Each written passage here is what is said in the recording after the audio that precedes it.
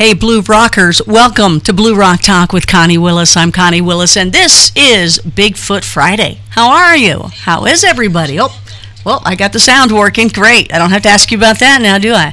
Hopefully it's not too loud. Let me know if it's not loud enough, too loud, whatever. Let me know along the way, because we have a great show for you tonight.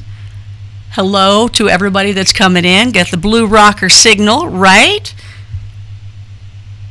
And some newbies are coming in too, because I know we've got some new people coming in, new Blue Rockers, and I appreciate that. It's always fun to collaborate and show off and share the different knowledge and the research and the investigating that we learn new things. So we are streaming live right now on Facebook. And when I say that, I'm talking about my personal page as well as my Blue Rock Talk with Connie Willis page and then my public figure page of Connie Willis. We're also on Twitter. We are on Vim TV as well, which is a cryptocurrency platform. And we are on YouTube. I think there might be a few more. Forgive me for not remembering, but that's basically it. So we're going across the board here to hit as many people as we possibly can. Thank those of you that have started giving to Blue Rock Talk with Connie Willis here. I appreciate that very much too. If you also would like to be a part of keeping Blue Rock Talk alive, go to my Patreon account. It is below. And those of you that pay, there's different tiers, right? There's $5, $10 a month. There's, all the way up to as much as you want, really, right? But there's different tiers.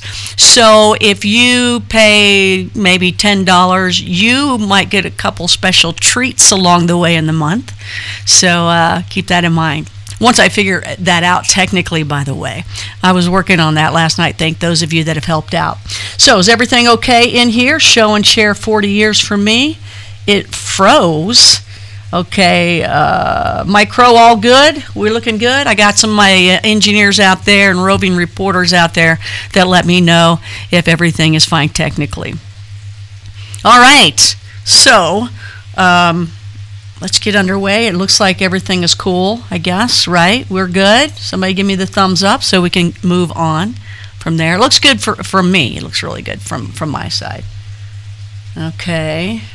There's this delay, so we got to watch that. So it's Earth's most interesting conversations, and that includes people, places, and things. And we have a whole lineup for you here on Blue Rock Talk. So those of you that are new, thank you for joining us. Please invite some friends. Hit that subscribe button as well. And make sure you hit the notifications too. Now, the different lineups that we have Crypto Connie Tuesday, which is a look at the cryptocurrency world put into layman's terms. Now, we basically talk about the BitShares dynasty and all the things that are going there. A lot of things happening in the cryptocurrency world. Now, what's great about Blue Rock Talk is people are in the know. That's what a Blue Rocker is. So we keep you in the know with all those things that people with open minds are ready to handle. One of those is cryptocurrency. Also, coming in the future, hasn't been on yet. Coming in the future, boy, have I learned a ton here. Wasted Wednesdays, a serious look at the cannabis industry. We're talking some really incredible things and incredible people that you probably had no idea that are a part of the businesses out there. I'm telling you, I've been in shock and awe. But hey, very important stuff, very on edge as well with a lot of people. So, that's going to be a very controversial show. It could even be a paid show because the emotions run high for sure on this one. Far Out Thursdays we have as well here on Blue Rock Talk. Anything from remote viewing, UFOs, aliens, and bees making honey, I like to say. Anything interesting, that's our signature night. And Bigfoot Friday, what we have tonight, as well as Stan's Bible lecture. That is a college-level Bible course. He wants you to bring it on and challenge him. Now, he has since, for about, I guess, 50 days ago now or so, he wrote it in his Steam It article. But Stan Larimer, the godfather of BitShares, is who teaches that lecture. And he was recently had a massive heart attack, was in induced coma. Now he is in rehab, and he is back at it. So not sure about when he'll be back at it where he can sit up long enough to talk or have that type of energy. But I am happy to say that should happen in the future. I'm happy to know that he's alive. So just one of our best people here and one of the biggest blue rockers out there for sure. Okay, so we're all good. Everybody thumbs up? Great. Okay, all right. So let me show you some really cool things before we bring on our guest tonight here on Bigfoot Friday, because people have asked me what's going on with these. So let me see if I can pull them up for you. Let's see. First of all, take a look at this. Let me click it over there. So this is 375,000 views here on Blue Rock Talk. Thank you. It's actually over more than that now, and we're just about at the 400,000 views number. I don't know how far we are away from it, but we're closer to the 400,000 views. So thank you. That's due to you. Thank you very much. Something else I want to show you too is 450 uploads, of videos, and that is just about at 500 already. That's just about at 500. These are some older milestones, and they don't print it back out to you. This is all YouTube stuff here. These are all milestones. They're fantastic. TubeBuddy does these.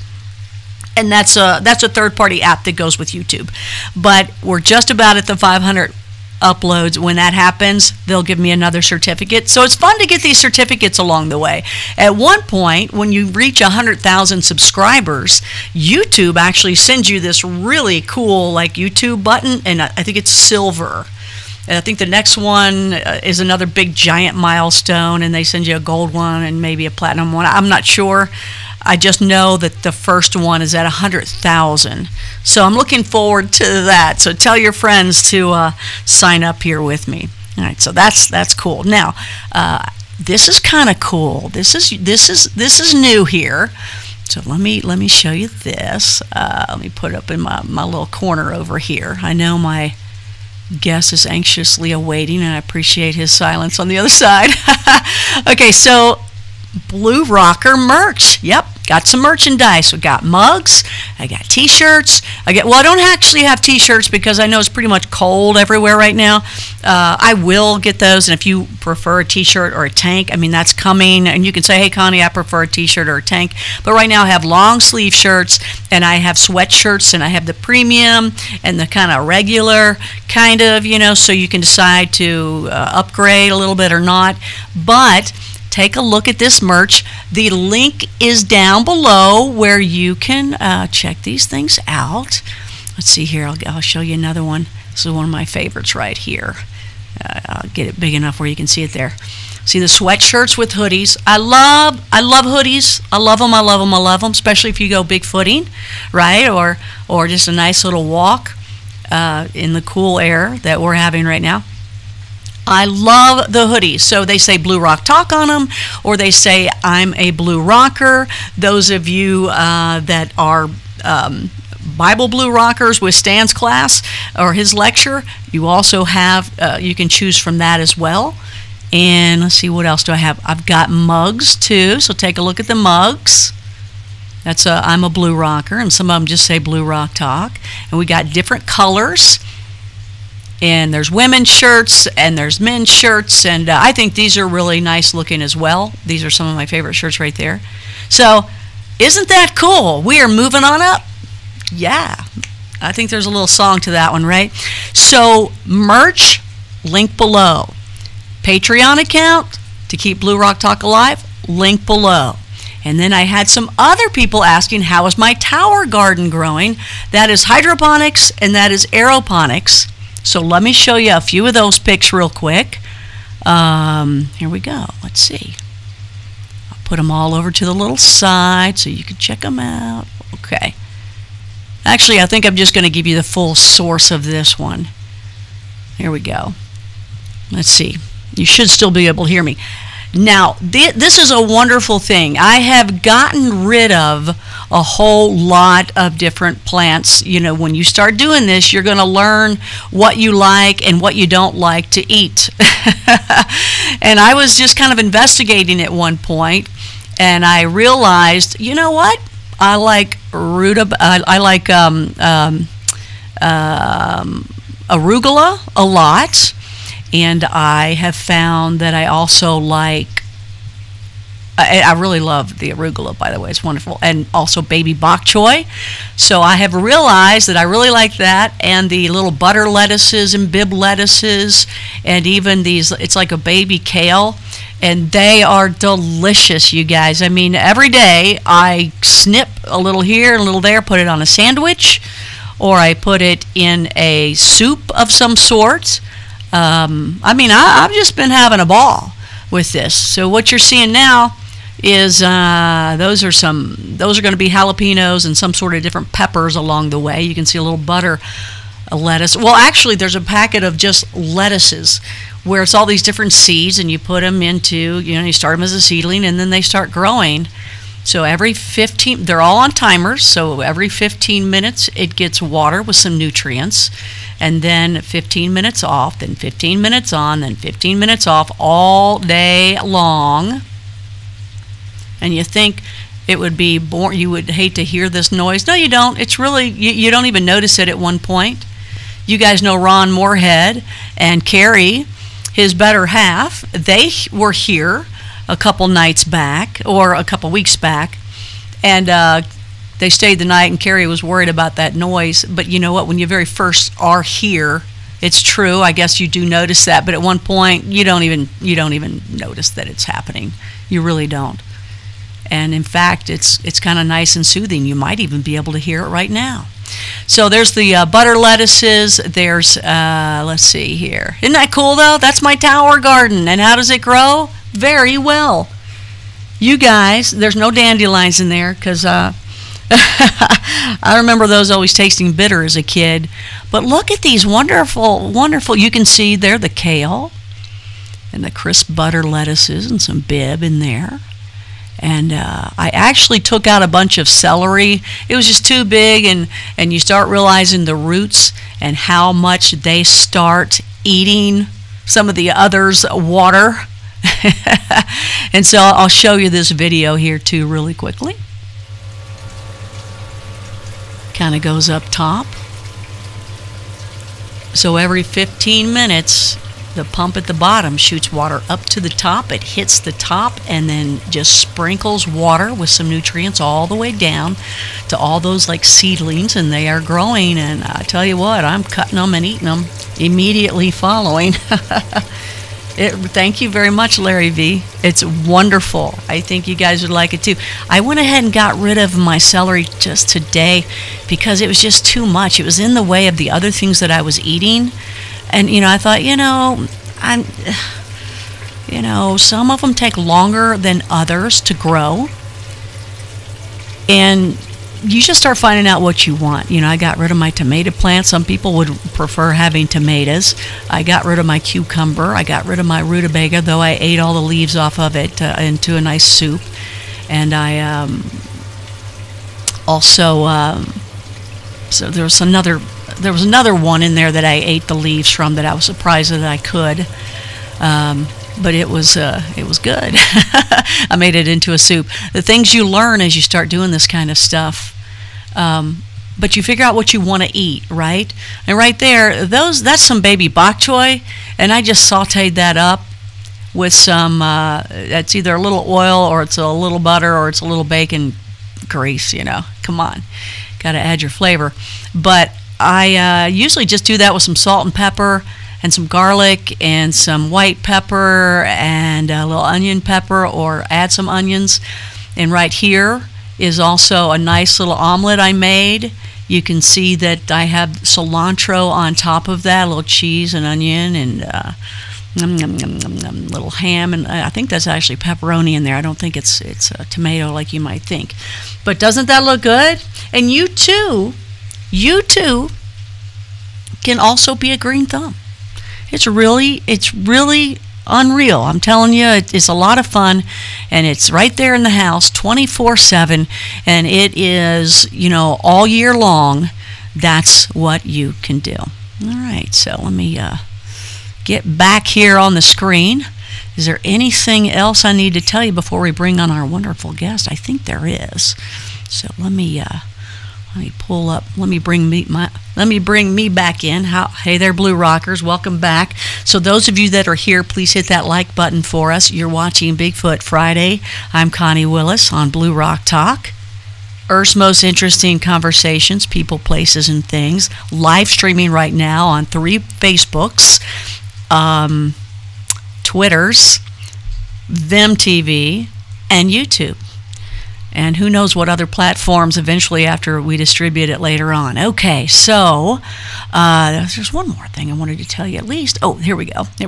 Dun, da, da, coast to coast. Yay, woohoo. Those of you that are new here, I will be broadcasting back. I'm on Coast to Coast as well. I'm one of the weekend hosts. What a wonderful, wonderful, wonderful position. It is so much fun to be on there. And I will be back on again December 15th and December 30th. One is a Saturday night, one is a Sunday night. Looking forward to that. It's always fun. Always fun. George Norrie is a fantastic guy, and everybody with Coast to Coast, just wonderful people. Just absolutely wonderful people. All right, Patreon account, cool, Coast to Coast, boom, boom, boom. Told you about all the shows across the board, by the way, 9 p.m. Eastern across the board. And then, at any time, we can go live. One of the best things for those of you that are new here about Blue Rock Talk is that we have a great community in the live chat.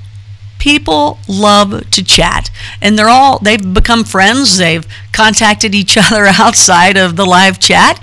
There's other YouTubers on here as well, and they grab some of my people, my little Blue Rockers, and they throw them on their shows. As long as you remind people they're a Blue Rocker, that's cool. One of those people is Mike Crow, who is here with us tonight, Myth Chasers. He's in the house. Anybody else in the house, please let me know. Oh, Valhalla, California, Paul Touchstone, we love you, and I love you. Thank you so much for that. Good people in here. All right, so let me know in the live chat. First of all, thank those of you in my Patreon account, because you got some really cool things coming up. Let me know some other things you're thinking about that you would like, so that we can help you out there as a treat. Those of you in the live chat, let me know if you are a Bigfooter. Let me know if you're kill or no kill. Let me know if you're, flesh and blood or woo-woo. All right, I know. I hate that word woo-woo. I know, and I get it, but can we come up with something else, please? I don't like the P word either, paranormal, That's why it's Earth's most interesting conversations here. Interesting. And Far Out Thursday. I'd rather be groovy with Far Out. But I get it. I get how the, regular population out there definitely needs those kinds of words. So let me, anyway, Coast to Coast, December 13th, 15th, and the 30th. So let's put this back up here. Don't want anybody thinking this is the Coast to Coast show. Nothing wrong with that, though. That's cool, right? That's pretty cool. I'm so happy to be a part of Coast to Coast for sure. Okay, I've got everything out of the way. We all know what's going on here. If you have questions in the live chat, please save them for later. And when you do, make them in all caps, please. Those of you watching from Facebook, now I really need your attention right now. Those of you watching in Facebook, anywhere on Facebook, those of you watching on Twitter, anywhere on Twitter, I got a couple of those out there too. Any of you watching on Vim TV, Vim I can kind of try to click back and forth, but the other ones, it takes too long to upload. All the Facebooks, you got to hit all these about 3 buttons before you can get on there, and at that point, you guys, I can lose you, and there's buffering. So the live chat is here on YouTube. I have added the link for you, and if you don't see the link, then go to YouTube and look up Blue Rock Talk with Connie Willis, and when you see the front page, you'll see the live show. Just click on it, and there's the live chat. All right? So that's where we're going to be talking. So if you're on Facebook and you're going, Connie, like Stewie in Family Guy, going, Mama, Mom, Lois, what does he say, Lois on that one, or Mom? Or Mom? That's why I'm not answering you, because it's across the board, and the one I can really keep up with is the YouTube live chat, and that's where most everybody is, and they're all chatting amongst themselves, and I think you'll enjoy it too. We have a great community of Blue Rockers. All right, so Mike Crow says, woo-woo, what the? Okay, Paul Touchstone, I love the Bigfoot. Definitely no kill. Absolutely, I agree. Okay. Killed by Bigfoot. Just came back from the woods, got to dry off and watch some Blue Rock Talk. All righty, thank you. All right, so tonight I'm going to bring in somebody new. He's coming out. I'm going to let him tell you more about that. I'm going to let you learn more about him through him. But before I bring him on, I got to make sure all of the sound is right. So he's a really cool guy. I met him not too long ago, and really excited to bring him on, because I know a lot of times you guys kind of hear about the same Bigfooters over and over and over and over again, or you're used to kind of the same ones over and over again. And actually, I don't know of any Bigfooter I'm sick of seeing or anything like that, right? It's not like in some of the other genres you can go, oh my gosh, not them again, right? Okay, I don't know that that's really going on in the big. Maybe there is. I don't follow I don't follow everybody in them, because I'd like to go do it myself, and I kind of just meet people along the way, and we hit it off, and we go from there. So I like to be able to bring you people that you don't know about, that you haven't heard about, that's new and refreshing, even though you may have seen the same people here on Blue Rock Talk several different times. They're still refreshing, new, and have really great evidence out there. These are not people that are just out writing books, and in fact some of them don't do that at all. They're just researchers. They investigate, and they usually have done it in a way that what has happened is, you know, they're just like hiking or camping or just doing anything like that, and then it happens. They hear something, they see something, something's thrown at them, something even growls at them or even grabs them. Sometimes there's all sorts of other evidence where you didn't even know maybe they were around your tent, but you have these gigantic footprints all the way around your tent. Yeah, that's scary to wake up to, because you're like, especially if you have no clue that Sasquatch lives. Okay, so that being said, let me bring on my patient man on the other side there. The one thing I got to do is just make sure we have all the sound here. I want to make sure we got my audio as well as yours, and then we'll be okay. So let me check out audio, boom. Okay, add. Alrighty, so that being said, We'll make sure that we have all the audio. But ladies and gentlemen, Jason Frank. Hey there, Jason. How are you? Thank Good. you. Thanks for having me on. The man. Okay. So I want to ask my Blue Rockers in the live chat if you can hear him properly, the sound is okay, and you can see him before we move forward. So, Jason, that was cool, though. Thank you for doing the Blue Rocker signal. That was easy. No problem. Thank you. Yeah. I'm very happy that you're here tonight. I just want to get the okay before you go on, because I know in the past I've just chattered away and people are like, no, redo, I'm like, oh man, where did this start, I just keep talking. Yeah, we'll go back and people will be like, oh, they're just chatters, because that's what we are. I know you're the same way. You and I can chat, so that's good. Get going. Yep. All right, so Dog 22 says loud and clear. Paul Touchstone, everything's a go. Heinz Riley, sounds good, looks good. Okay, excellent. All right, everybody. Hey, Blue Rockers, do you think that the Bigfoot hibernate? Oh, see, Paul's already in there. He's asking all sorts of questions. I love it. That's what I love about the Blue Rockers. Yeah, Yeah, so I love it here. Duke Blue Hulk, I love Chit Chat. Lover's Corner, home of love. I love it.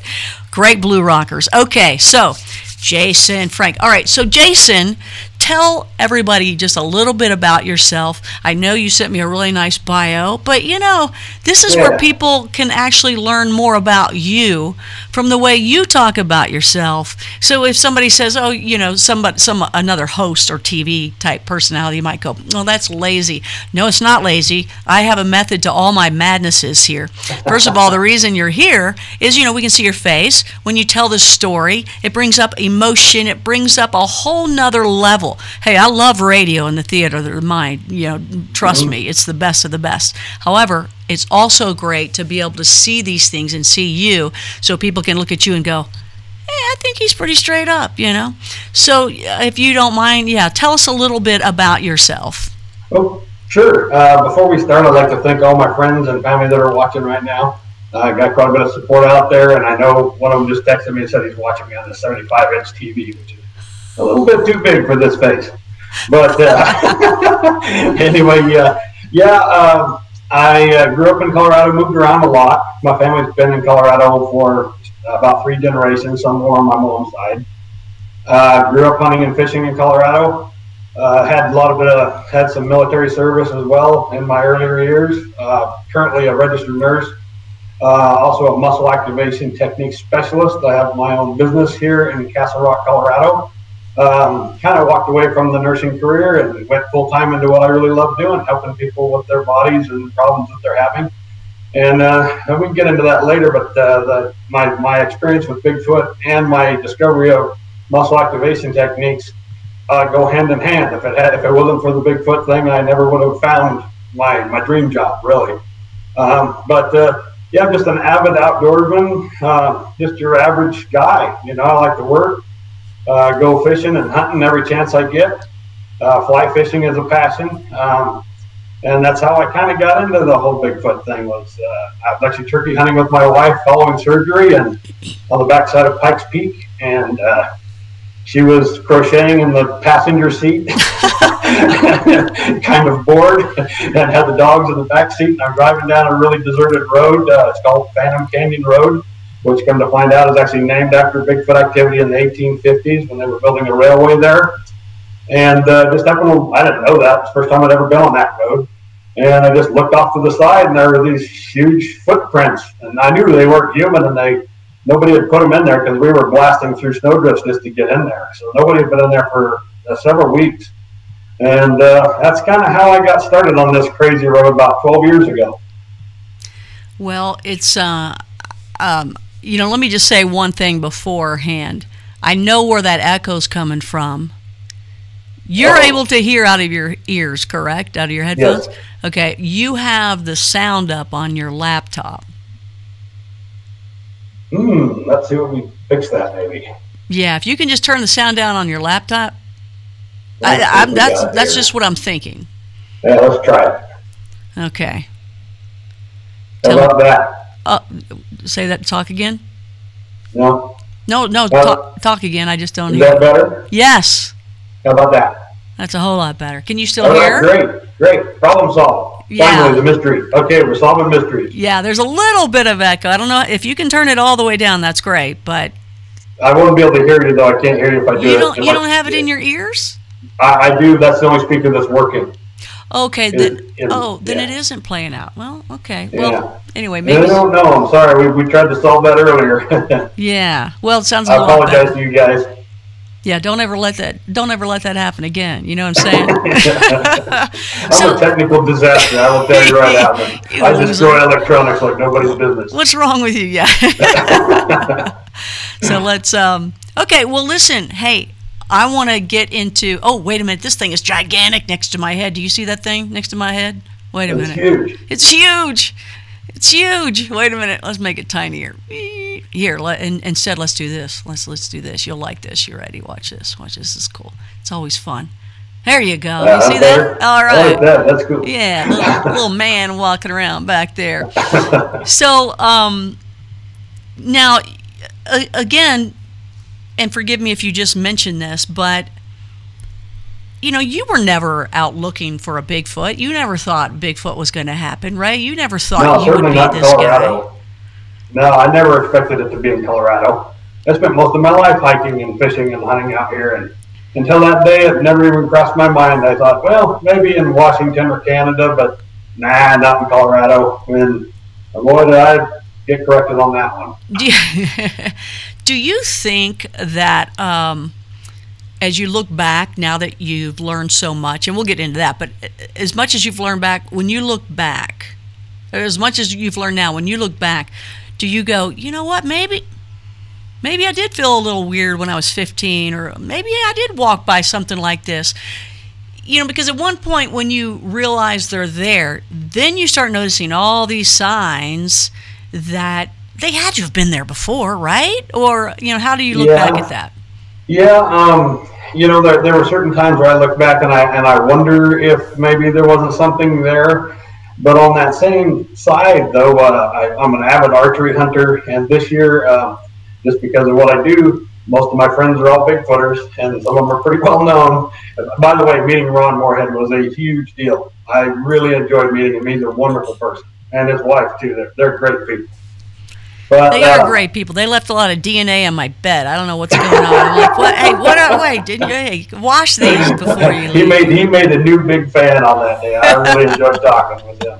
But basically, we went archery hunting this year for 16 straight days, and we had 15 or 16 guys out there all day long, every day, in a different area that we'd never gone to before. And people think, oh, you squatchers, you have squatch on the brain, and everything is a Sasquatch. We were out there for 16 days, never saw a twisted tree, never saw a rock stack, never heard a howl, a whistle, a chirp, nothing. But you go to our places where we go looking for these things, and like this summer, I had rocks thrown at me before my tent was even set up. So it's on the other side of the coin. They are where you find them. Well, I know that when I was first introduced to them, I was just doing like documentary work for some people, and UFOs and aliens and ghosts and anything else you can talk about.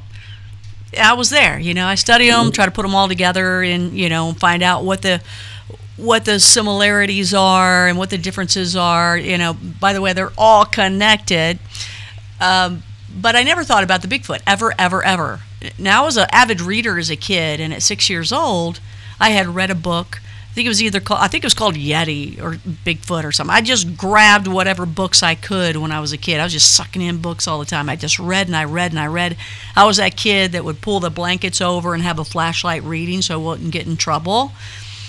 Of course, now, you have to wear glasses because you do that kind of thing. But I remember reading a book about it and I'd never even thought anything about it. And being from Kentucky, when you look at Kentucky, there's so many sightings there. But I don't remember hearing much about that growing up or anything. But when I got turned on to it because of looking for documentaries and things like that, and got turned on to some Bigfooters, I went out with them, and I couldn't believe the comparison of all the, like ghost type information and alien type information that was matching up as well with the Bigfoot information. We're talking, UFO and alien people talk about orbs and lights, and they talk about telepathy, and you got all that same thing going on in the Bigfoot world, right?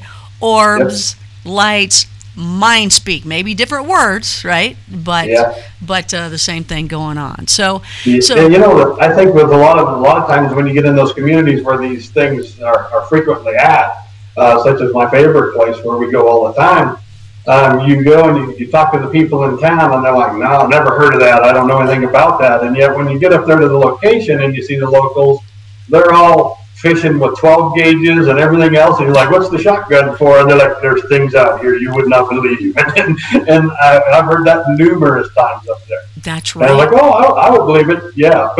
That's right. Now I met you not too long ago, and I fell in love immediately. It was so fun to be with you and your wife, and we chowed down on some crab and beer, right? or some. You had beer. I had some sort of like a little grapefruit drink kind of thing, right? But we had a good time. You and I could have eaten crab another 2 or 3 hours. 6 hours. Yeah, it was a long meal. It was just time for your wife to go home. She was ready to go home. She was done. If you're not a crab eater, you're sitting there alone by yourself as the other people are still chewing like their 5th bite trying to get it out of there, right? You're like, I'm starving. I need more. And it's refreshing because, those of us that are really into this subject, except for those who go to the woods with us, it's really hard to find other people to talk to about these things. And sometimes you run across things and you start a collection of data in your head, and you need to have confirmation to see, am I really seeing this pattern, or am I just making this up? That's right. That's right. Well, did you ever doubt yourself? Did you really ever think, am I just making that up? Initially when I first started, and we'll get into the first couple of trips, the second trip in particular was extremely terrifying. And it took me a long time to deal with that. And it's such an outrageous story that, you tell people, and especially being new to it, now I'm used to the abuse. So it doesn't really bother me anymore. That's what it is. It is abuse. Yes, it is. It is. But, there at the beginning, you'll hear so many people tell you, and I tell new people that are getting into this, get you a digital recorder, because that one little bit of digital data of that recording of what you heard is the one thing that's going to keep you sane and on the right side of sanity, because everyone's going to tell you didn't really hear that. You didn't really hear that. And then you go back to that recording, and it comes flooding back. And unfortunately, I tried to get my recordings, but I told you they were on the CD, and I haven't digitalized anything. I said, I'm pretty bad about that stuff, honestly. You know what, though? When you're at, this is just me, and, I don't know. I can speak for some other people, too, but tell me what you think. When you go out there, it's already nice. You're in the woods. You're grounded. It's just a wonderful thing, whatever part of the country you're in, because I believe firmly they're everywhere. I like hiking anyway. I like being in the woods. I'm not into the Blair Witchy things, but that's scary. Mm-hmm.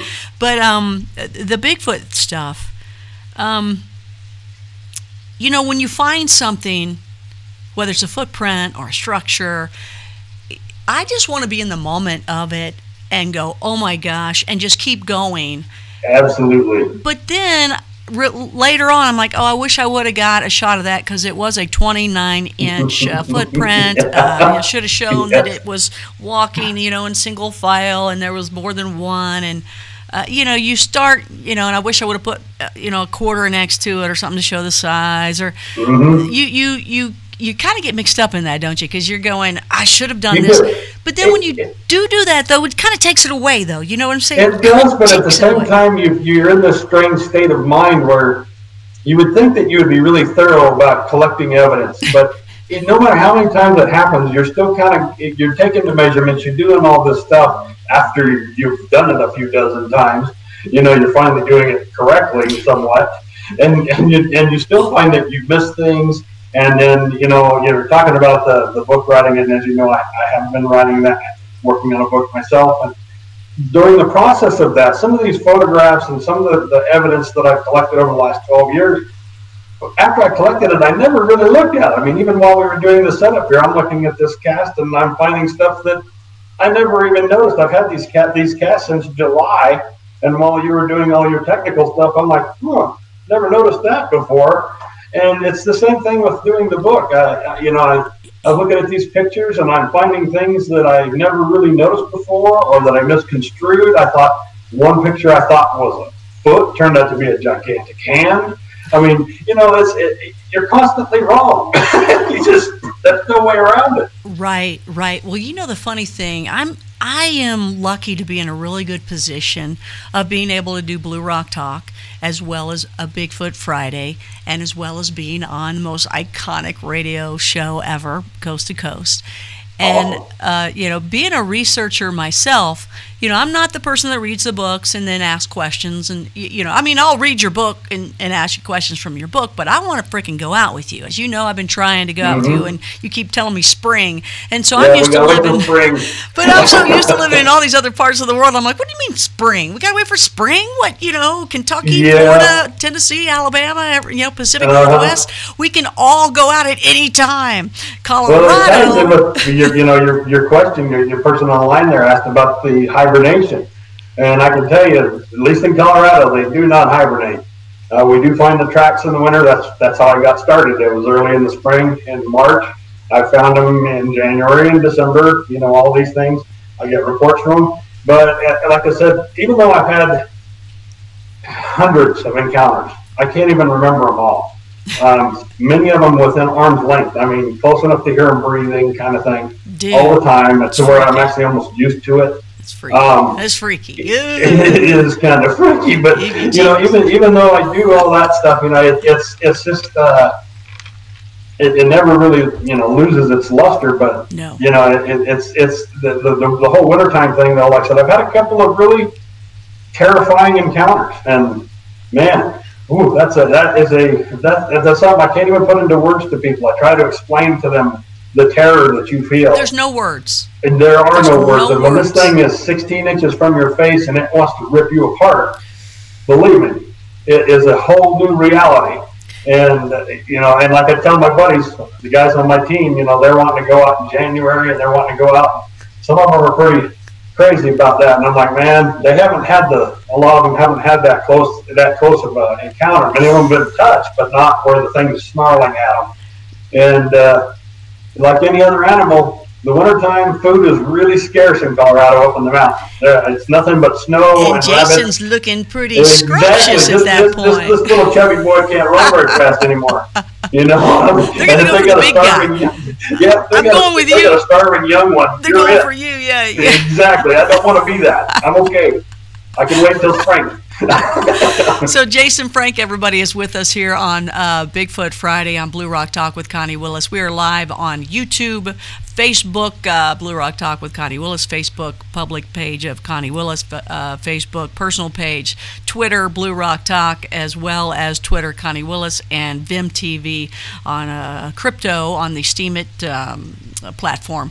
So we're all across the board. We are live. We will take questions a little later on, put them in all caps when that's the case, because you guys are in there chatting right now. So by the time I get to it, that's going to be gone. So I hope you guys are enjoying your little chats right now. Please hit that like button while you're here. If you want to keep Blue Rock Talk alive, hit the Patreon link down below and go ahead and donate, support Blue Rock Talk. There are going to be some really neat things coming up for those of you that are supporters. You're going to get that other people are not going to get. So that's coming up, as well as merch, Blue Rocker merch. You can get that too. Some really cool hoodies. Got to make sure that you get something there, Jason. And because I think a Bigfoot would like that. They'd like a big old hoodie on them too. And do you have any Connie Willis sausage? Not yet, and hopefully not anytime soon. With arugula. I've eaten so much of it, it will come out. It's like, what is it? The Greek people have all this garlic and everything coming off. I had dated a guy that was Greek, and he just had that smell of all the spices and seasonings that when you go to culinary school like I did, and what you're taught, yep, he smelled just like all those spices that his centuries and ancestors, before him have all eaten. I'm like, good for him. what is that? Somebody cooking? Makes for a long ride. This is true too. But anyway, it's Blue Rock Talk with Connie Willis. This is Jason Frank with us, a Bigfooter. So I want to get into all your neat little stories. So I'm figuring out that you're going to have your own little kind of way to go, right? You can go in chronological order if you'd like, or however, and follow your little stories and how you got hooked here and hooked there. We could be here for days. Oh my gosh! It could go on forever. We can always really bring you back on, That'll probably take a while. Yeah. Yeah. We'll definitely bring him back on. We do have some pictures to go along with some of these things. So let me know, Jason, when you get to the picture that you want to show. Or I'll show it and then you can talk about it because they're kind of all over the place. But let me say something else to you too. Usually I go out with people first and then because I want to know who they are. I don't like just bringing on people without researching. That's what I like to do it myself. And then kind of Jason is kind of cool because. Yeah, not everybody gets to go. I'm glad. I'm glad you took that risk with me. Thank you. I hope I can keep your attention. I can't wait. I can't wait. And I want to ask you before you start your stories, and some of these people may find this interesting as well. Okay, those tents that you can tie up between trees? Mm-hmm. Now, okay. Let me just throw this out. You give me your thoughts on that. Okay, so I think that's kind of cool because I don't want to be on the ground where spiders and not that it really stops when you get up in the trees, but I'm not on the ground, right? I'm thinking I'm not on the ground. I'm high up in a tree. However, that's when these things can just walk up eye level to you and go, hey, what's up? I don't know about that. Me and my buddies always joke that we call those Sasquatch burritos. Oh, my gosh, that's hilarious. Yeah. When I first started and I had my first very terrifying encounter, I was in a little two-man backpacking tent. And he reached in my tent. His face was, I could have punched him in the nose. He was that close. And as much as I love this subject and they fascinate me, I don't want to do that again. That was okay. I'm all right with that. I'm going to do that again. And so now, and we spend so much time in the woods now that my wife and I have a pretty good size canvas tent, and it makes us feel a little better, that you're not going to wake up with a giant hand on your butt. Dude. Unless you like that sort of thing. I don't know. That's pretty freaky. I don't know. Hey, the bigger the better, baby. No, size matters. No. So this is an adult show. Oh, shoot. Oh, listen. One day, I'm really working toward. I'm going for the Earth Roamer. I'm hoping for the Earth Roamer one day. I was talking with one of my guys about that same thing today. If we won the lottery, the Earth Roamer was the first thing we're buying, and that thing's going to have every widget known to man. Dude, that is the Blue Rocker Mobile. Okay, it is coming. I'm going to have to pay somebody to analyze all the data because I won't touch it. It's on a computer. I'll just do it. I'm going to tell you. I'm going to show you. I got pictures. It's already got the Blue Rock Talk signal, cool. Logos on it. Everything about it's ready. The studio will be set up in the back. If you get the larger, I get the larger one. I think I'm just going to paint mine like a large Rice Krispie treat. Yum! I'll be right next to that one. Yeah. But that's the only way that, to me, I feel safe. Because of that nice metal in between. You guys are crazy to be there. In those tents. Some places put me on edge more than others. Their behaviors differ in different regions. And they do. My favorite ones, I love them. I adore my favorite location. I got no problem with them. They're pretty awesome. They're little really pranksters. Awesome. They're pranksters. Yeah, they are. They're pretty cool. All right, so let's go ahead and start with what you want to start with. When you want to show something, let me know so that we can. Sure. Well, you can see yourself, and then let me know if I need to pull up a certain picture or something. Sure. Like that. Well, we'll just start from the beginning. Again, I was just hunting. I had just gotten out of surgery. I wasn't getting around really good, and I was pretty much just hunting from the vehicle, looking for tracks for turkeys just to get out of town. And I was with my wife, And I just happened to look off to the left, and being a hunter my whole life, I can usually identify an animal's tracks from a long ways off just by the disposition of how things are moving. And I looked over there and I saw these just totally bizarre tracks in the tree line, and it really got my interest up, and I stopped the car, and my wife said, well, what are you doing? And I said, there's something here that's just, it's not right. It looks totally bizarre. And yeah, so I got out of the car and walked across a creek and got my boots full of water, and I had a camera with me, and they looked like gigantic footprints that had a 9-foot stride, and the snow was up to my knees. And so I just started snapping pictures. I was just dumbfounded. I couldn't believe what I was looking at. I knew that it couldn't be anything else, and it certainly couldn't be hoaxed.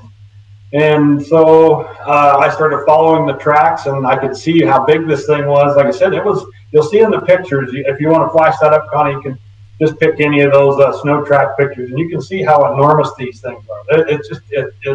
It changed my life. That was a very important day of my life. This photo here is actually, I backed up. I don't know if you can zoom out of that photo just a little bit. You'll see the original tracks that had got my attention in the background of that photograph. There you go. And if you can pan up a little bit.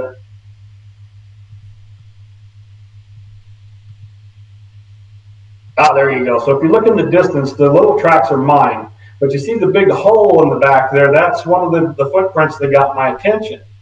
And, you know, and this picture was taken, I don't know, it was probably my 15th or 20th picture photo that I had taken during that event there. And I had backed up, and I was trying to get a farther away picture so you could just see the size and scale of these tracks.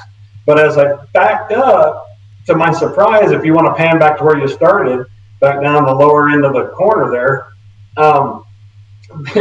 there's actually 2 sets of tracks there. I don't know if they're 2 different creatures or if it's the same creature that had it out. You can see that indentation right there, and if you go farther down, you can see another indentation, and they went all the way down the creek.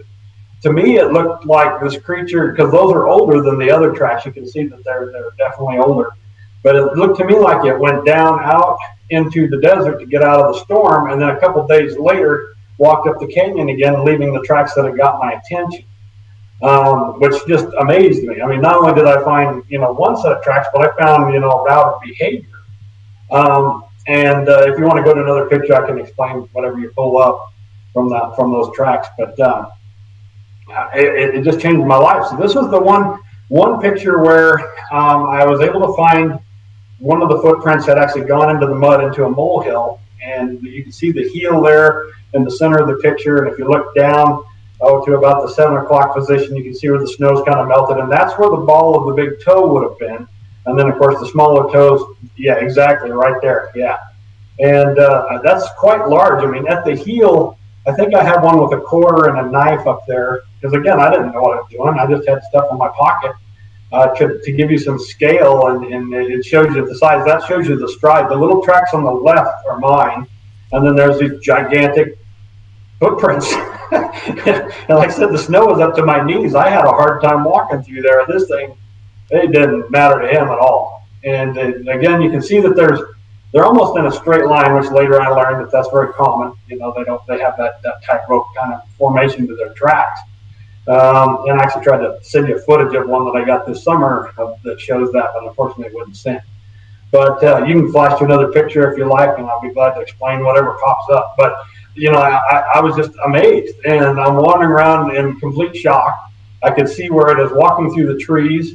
This one here, that limb that's in the corner right there came up to my chest. I'm 6 feet tall, and it crossed that limb right there. You can see its footsteps, and it never even messed its stride. It stepped over it like it was nothing. I don't know how huge this thing must have been. I know it didn't go underneath it. But as I followed it into the woods, there were tree limbs that were broken off 8, 9, 10 feet in the air. This thing was probably 5 or 6 feet wide from what I could tell where it went into the forest there. And I was able to follow the tracks to and this is an extremely rugged area. It's mostly almost vertical cliffs on both sides.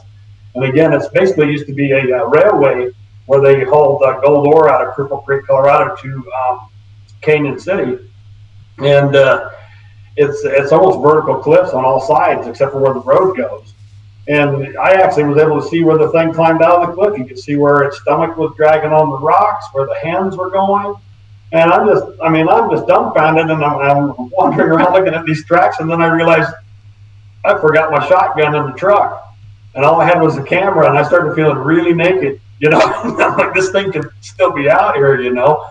And I remember getting back in the car, and my wife was like, "What took you so long?" Because I think I was out there for probably 45 minutes taking pictures of all this stuff, wandering around in the slush and everything else. And I said, "I think those are Bigfoot tracks. I don't know what else they could be. It doesn't make any sense that it would be anything else." And so, like I said, some of them you can actually see the heel drag on the back side of the track. They're obviously a few days old, but yeah, and you know, I don't think she really believed me until we got home and she started looking at the pictures. And then she, like anyone else, starts scratching your head, you know. But that day changed my life forever.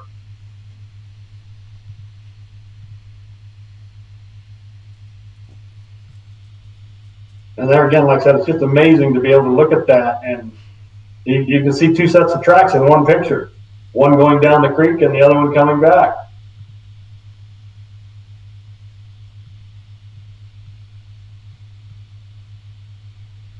Oh, there's the two. I see. There's the two. There you go. Yeah, you see those indentations. That's actually one of the footprints. If you bring the pan down to the left a little bit more, you'll see the second step. The other way.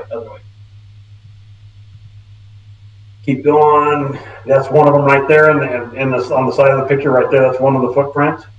And they went all the way down the creek. So, like I said, I think he was walking, or she was walking down the creek during the blizzard to get out of the storm, because it goes into a high desert area, which is a little bit warmer. And then I think a few days later, it came back and made the other set of tracks. Either that or there's two of them. I don't know, but they're definitely different ages. So I think that set you were just showing is a little bit older than, a few days older than the other set. Did we already look at this one? No, we didn't. But that one, again, shows you the size. The little tracks on the left are mine. And then you got that ginormous thing on the right that is just totally bizarre. And like I said, each one of those tracks, I mean, it doesn't really show in the photos, but you can see the heel drag. I can see the shape of the foot in the snow. I mean, it's very consistent all the way down, and there's just no way for anyone to fake that. Number one, okay, if you're doing it on the stilts, then maybe you're going to get the stride, but how are you going to get the weight to push way down in there? And how are you going to keep the stride consistent going through the brush and the trees? The only other way I can think of anyone even trying to hoax that is to be hanging from a balloon, which is ridiculous. It doesn't make any sense. It's funny because where you see, again, like single file, a lot of people say it's the single file footsteps. That tightrope thing. But in between the insteps, you've got like 2 or 3 steps in between, don't you? And you're, how tall are you? I'm 6 feet tall. Okay, that's pretty tall. Yeah. I think that's pretty tall. I've got a pretty big stride, and that's a humongous stride. Yeah. Wow. So that's kind of how I got involved in this. I didn't know what to do with it. Took all these pictures, couldn't stop thinking about it. I knew that it was highly unusual, and I really didn't know anything about Bigfoot research or any of the organizations or any of the researchers or anything. Really, I had seen a couple of shows on History Channel, I think it was Monster Quest and some things like that. And that's kind of how I got started, because I didn't know where to go. So I ended up contacting Idaho State University. I remember seeing some professor, which turned out was Jeff Meldrum. I just knew he was from Idaho State. And so I called the school and talked to the secretary at the school. And I said, I found these weird tracks, and I know that there's some guy there at your university that studies this stuff, and I think you should see these. And so I talked to him, and Dr. Meldrum was really nice. And he said, yeah, if you want to send me the pictures, I'll take a look at them. So this was, had dial-up internet, and so I couldn't send it over an email or anything like you can now. So I had to burn CDs, and then I next day mailed them to him. And, I sent them off, and I thought, this guy's going to think I'm some kind of crazy person, or he'd name off some obvious animal that I hadn't even thought about. I mean, I'm going to look so stupid. But it didn't happen. About a day and a half later, he called me late at night and was really excited. And we had quite a discussion about it. And then he told me that there was a really talented researcher that lived here in Denver. His name is Dennis Fole. He has since become one of my best friends. But he said, if you do me a favor, I'm sure Dennis would like to see these. And I don't know, for those of you who are new to the subject, but Dennis was head of a big project at the time called the Erickson Project, which to my knowledge is one of the very few projects ever funded. In Kentucky. You know, yeah, exactly, in Kentucky. The old pancake house and stuff. Exactly, yeah. And like I said, you know, I called Dennis up, sent a copy of the photos to him, and we started talking on the phone, and you know, kind of like you and I, we just kind of clicked. And next thing I know, we were, you know, having more and more conversations. And then he asked me, he said, well, if you promise never to hurt one unless you absolutely have to, do you want to see one?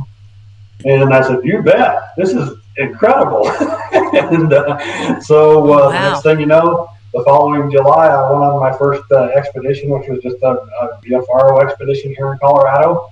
And it was amazing. I can get more into the details of that as we go along if you like. But if you have any questions, I could ramble on for hours. This is true. He can ramble on for hours. That's okay. There's so many stories. And I add to it every summer. I got a bunch of them just from this year. Well, you've got some friends that are in the live chat for sure. So they're kind of mentioning some of your previous work here. So let me... Yeah, it has been an incredible ride, and it's one that I probably will do until I just can't do it anymore. You know, and I was talking to one of my friends today. We both had some pretty terrifying encounters, and he's like, it's so strange. You know, you go out there and you may, you know, most of them are pretty benign, but then all of a sudden you have one of these, oh my God, I don't think I'm going to get out of here alive moment. And then you leave and you're like, I'm never going out again, and I'm staying in my house. And then, you know, a month later, you're like, I think I'm ready to go back. It's madness. It's sheer madness. It is that, and you know what? It is true because you're like, I'm never doing that again, and you just can't wait to get out of that feeling. However, then you can't wait to get back into it. There is what I've noticed in all my studies of all the different types of things. You know, I like to pull them together. What I've noticed that's different about the Bigfoot studies, and again, they're so similar. They're all so connected. You know, ghosts and UFOs, lights, orbs. You know, there's so many different connections, and you know, you freeze, and you know, you're frozen, you're zapped, whatever. The thing different in the Bigfoot world than ghosts and ETs and all these other things is there's a relationship. Yes. There's a relationship. Yes. There's no relationship with the ET. Oh, no. Sinister even. Well, some people believe it's all love and all that kind of stuff too. Okay, but it's still not the relationship. You don't have that with a ghost. It is a relationship that you can't. Can you put that into words? Because it really is. I mean, it is. It is. I mean, and it varies from location. You know, like I said, I've had quite a few encounters at different locations. Again, my favorite one is in northern Colorado, and then there's another one that I reluctantly like, just because it is pretty spectacular. But every time I go down there, not every time, but quite a few times, there have been some very unnerving, terrifying encounters. You know, and it's always that same spot, you know. Yeah, we want to hear about those. Oh yeah. So, well, okay, I can definitely get into that story. Okay. Well, hold on here. Let me just remind everybody you're watching Blue Rock Talk with Connie Willis. This is Bigfoot Friday. I'm Connie Willis. Thank you for being here. Please hit that subscribe button. There's a bunch of you in there. Go ahead and just click that subscribe button while you're here. Hit that like button as well. Hit the notifications so you can join us on another Bigfoot Friday. Remember again that we also do cryptocurrencies, Wasted Wednesdays, a serious look at the cannabis industry coming up soon. We also do Far Out Thursday, which is all kinds of really unique things as well, and Stan's Bible lecture on Sundays where he asks you to challenge him. And thank you. Oh, Bob R3 a triple. That must be. Is that Bob Rayner? Is that who that is? Love you, Connie. Saying love you, Connie. Bob Rayner. If that is Bob, everybody. If it is, which I think it is triple B. I don't know, maybe not. But if it is or isn't, Bob Rayner, you can find him on QVC, one of my buddies from television as well. Oh, it is. Okay, so Bob Rayner, he's also got the history that I have in television and radio. He was on QVC as well as me. He is still on QVC. You can see him. He was just around for the holiday selling. What is that, Bob? Those geo, location finder kind of places. We could probably do that with Bigfoot in some way. I bet there's a way. We have to figure out how to do it. But you've got some friends in here, Jason Frank. We have Jason Frank with us tonight. Some of you may have never heard of him. He's brand new in the arena, but no, he's been doing it for a long time. He just might be brand new to you. He's about to bring out a book, but he's coming out. Coming out. Come on, sing it. Got too much to tell everybody.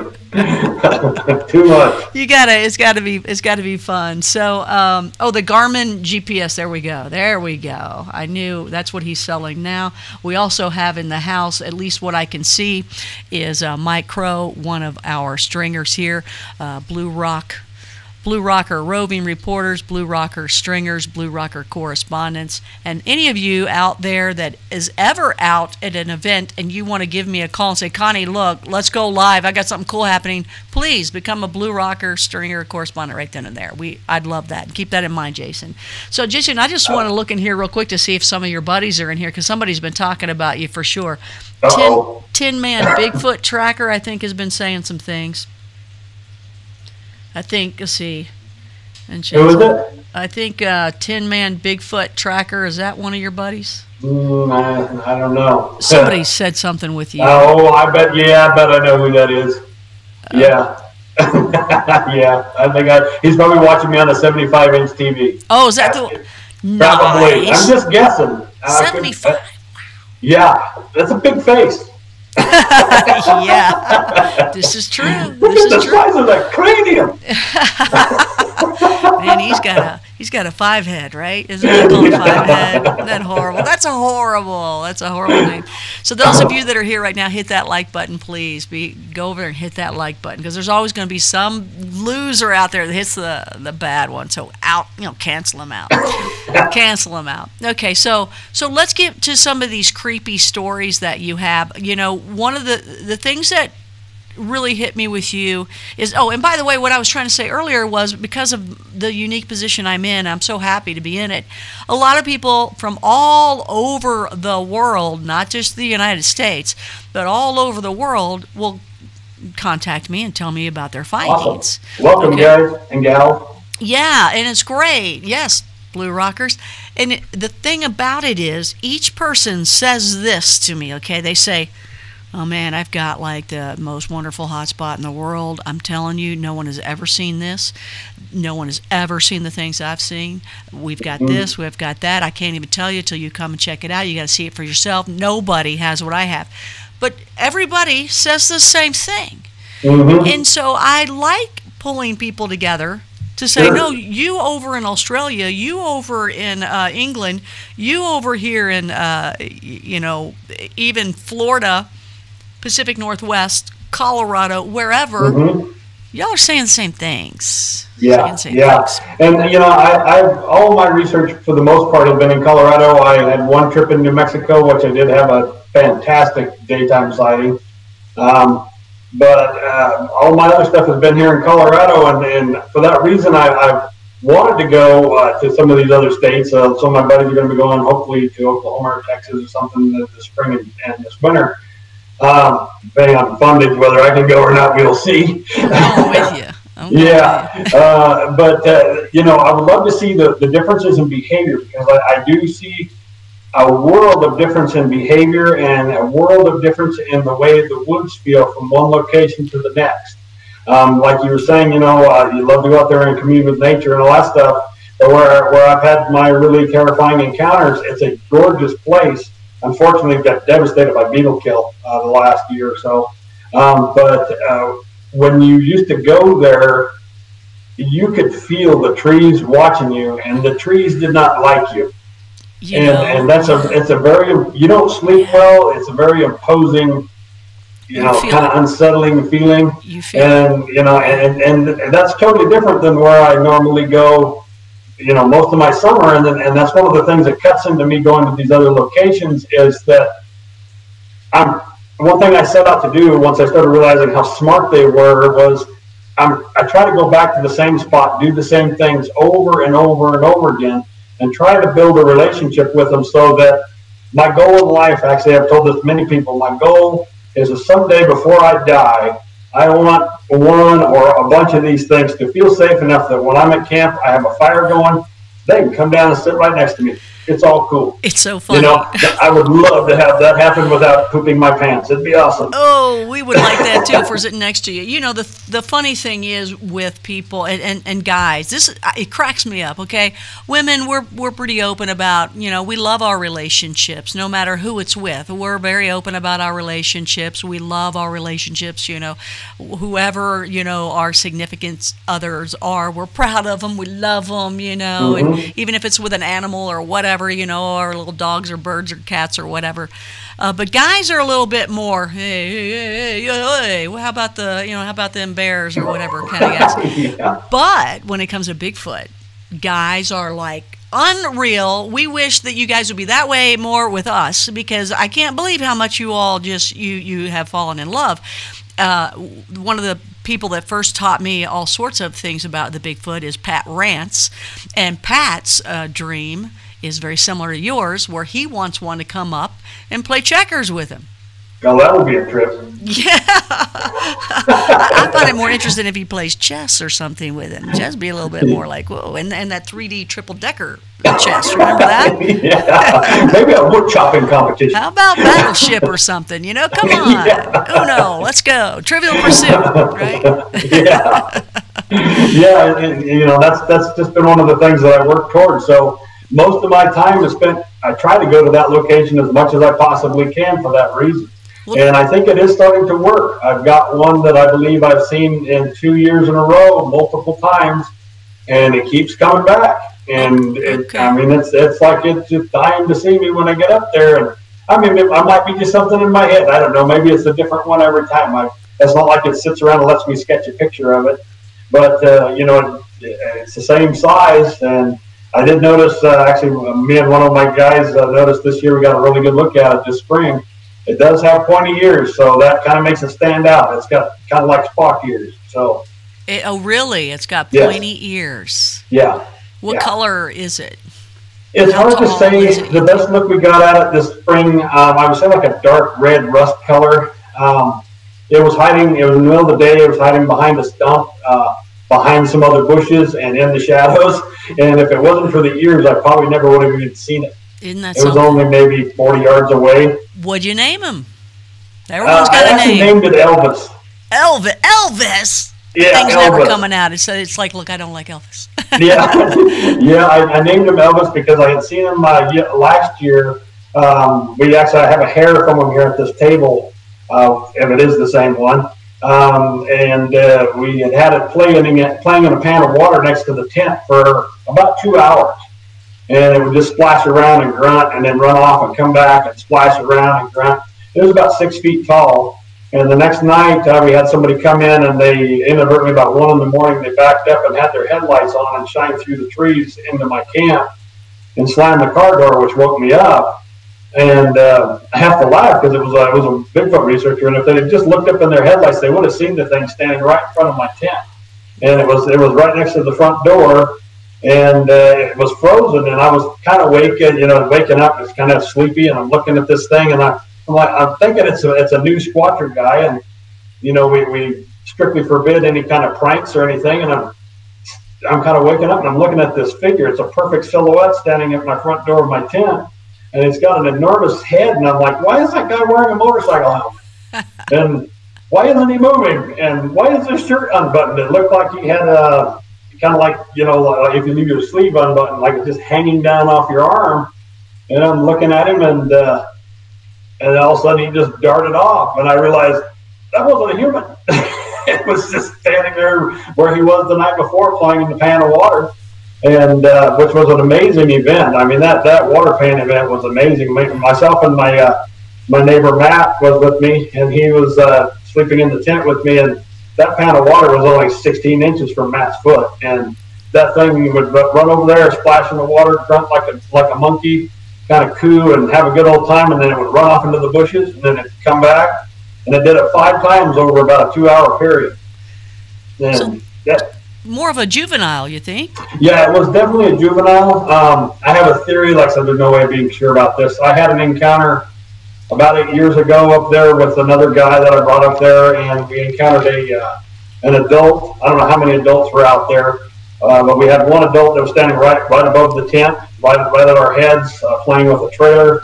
And then it had a baby that started crying in the bushes and walked like a toddler, maybe 2 or 3 feet tall. Wow. Walked right up to the front of the door of the tent and just stood there crying and pouring down rain with lightning. It was like a horror film. That was terrifying. Wow. Did you see the full body? No. We didn't dare move. You could just hear this stuff going on. I had, I went up there intentionally. He was a huge skeptic. He was a guy that I worked with, and that definitely changed his tune. It scared him pretty good. And I woke up, we were up there for 5 days waiting for something to happen. And it's on the side of a mountain. There's absolutely nobody there. And I had done that on purpose. I didn't want him saying that I was hoaxing anybody.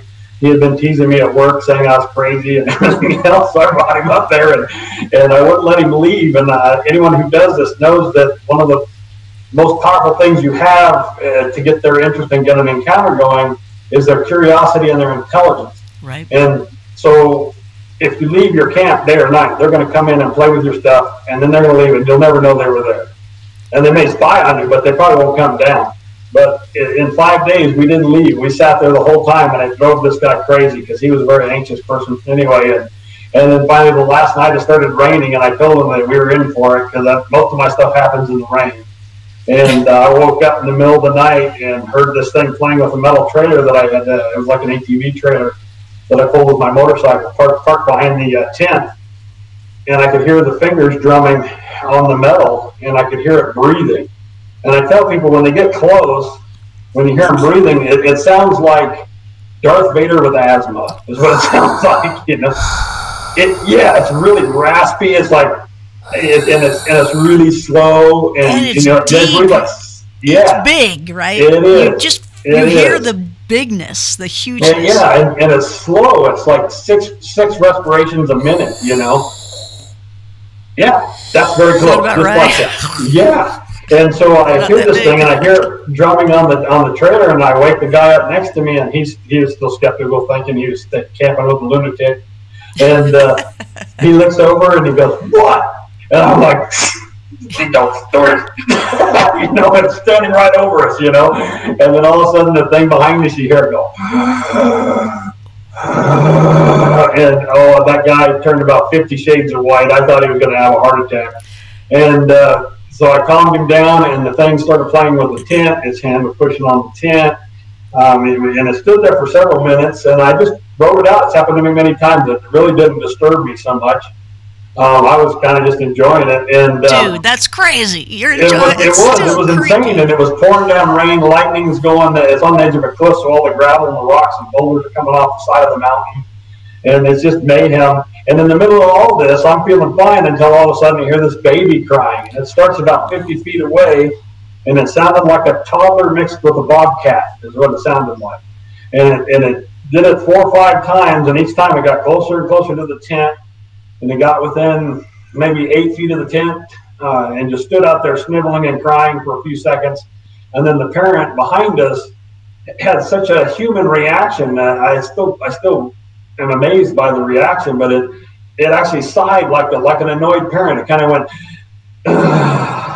and walked over there and picked up the baby and walked up the mountain into the lightning. And the guy next to me rolled over and he goes, "What the hell was that?" And his mind was blown. And the thing was, when it walked by his side of the tent to pick up the baby, you could hear the giant footsteps. It sounds like a person wearing slippers is what it sounds like, walking in gravel. And it actually tripped on one of the tent stakes and unhooked the bungee cord and walked off. And then he goes, "What do we do now?" And I said, "I'm going to go back to sleep." And he goes, "With that thing out there?" And I said, "I've been telling him all week." I said, "I've been telling you all week they're out there. There's about 40 of them out there. They're probably standing there listening to you cry right now." Wow. I'm not going out. I'm going to sleep. Yeah. And, No, go ahead. You know, Anyway, this poor guy, I mean, I slept pretty good because I knew he wasn't going to go back to sleep. And he laid there, and he was pretty vigilant, I think. And then finally the sun came up, and the rain stopped, and he finally, as soon as the sun came up, he goes, I can't stand anymore. I can't stand. I gotta get out of this tent. So he went outside and he left the tent flap open. And I mean, honestly, I was enjoying it because he was pretty hard on me. So I was kind of letting it turn a little bit there. And I'm like, yeah. And then finally I'm like, well, I better go talk to him before he has, some kind of a breakdown.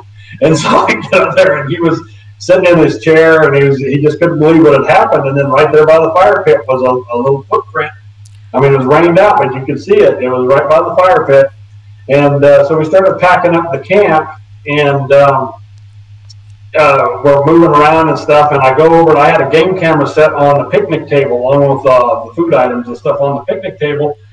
And everything was fine, even with all the storm and everything, all the mustard and everything was sitting upright, and everything was fine. But the camera was laying on its face, and I'm like, oh, there's something happened here. So I took the SD card out and stuck it in my little reader, and I ended up getting 3 photographs of blurry big black fingers playing in front of the lens, kind of doing this kind of thing, and then I'd lay the camera down. And so I'm sitting there, and we're kind of amazed at that. We go to pick up the rest of the camp, and he went over to get the trash bag out of the tree that was behind the tent, and pulled it down, and come to find out there was a giant finger poke. I can show it right here, but this is the frame. I saved it. Let's see if I get, there you go. That's actually a finger that pokes through the trash bag. It's quite enormous. When you pull it out of the frame, you can see the first knuckle, the nail, everything, which kind of gets to what you're talking about with your little cocoon idea. And over the last couple of years, they do this a lot. I don't know if any other researchers have found this, but it's happened on numerous occasions with us where they poke their fingers through plastic bags and bubble wrap, those kind of things.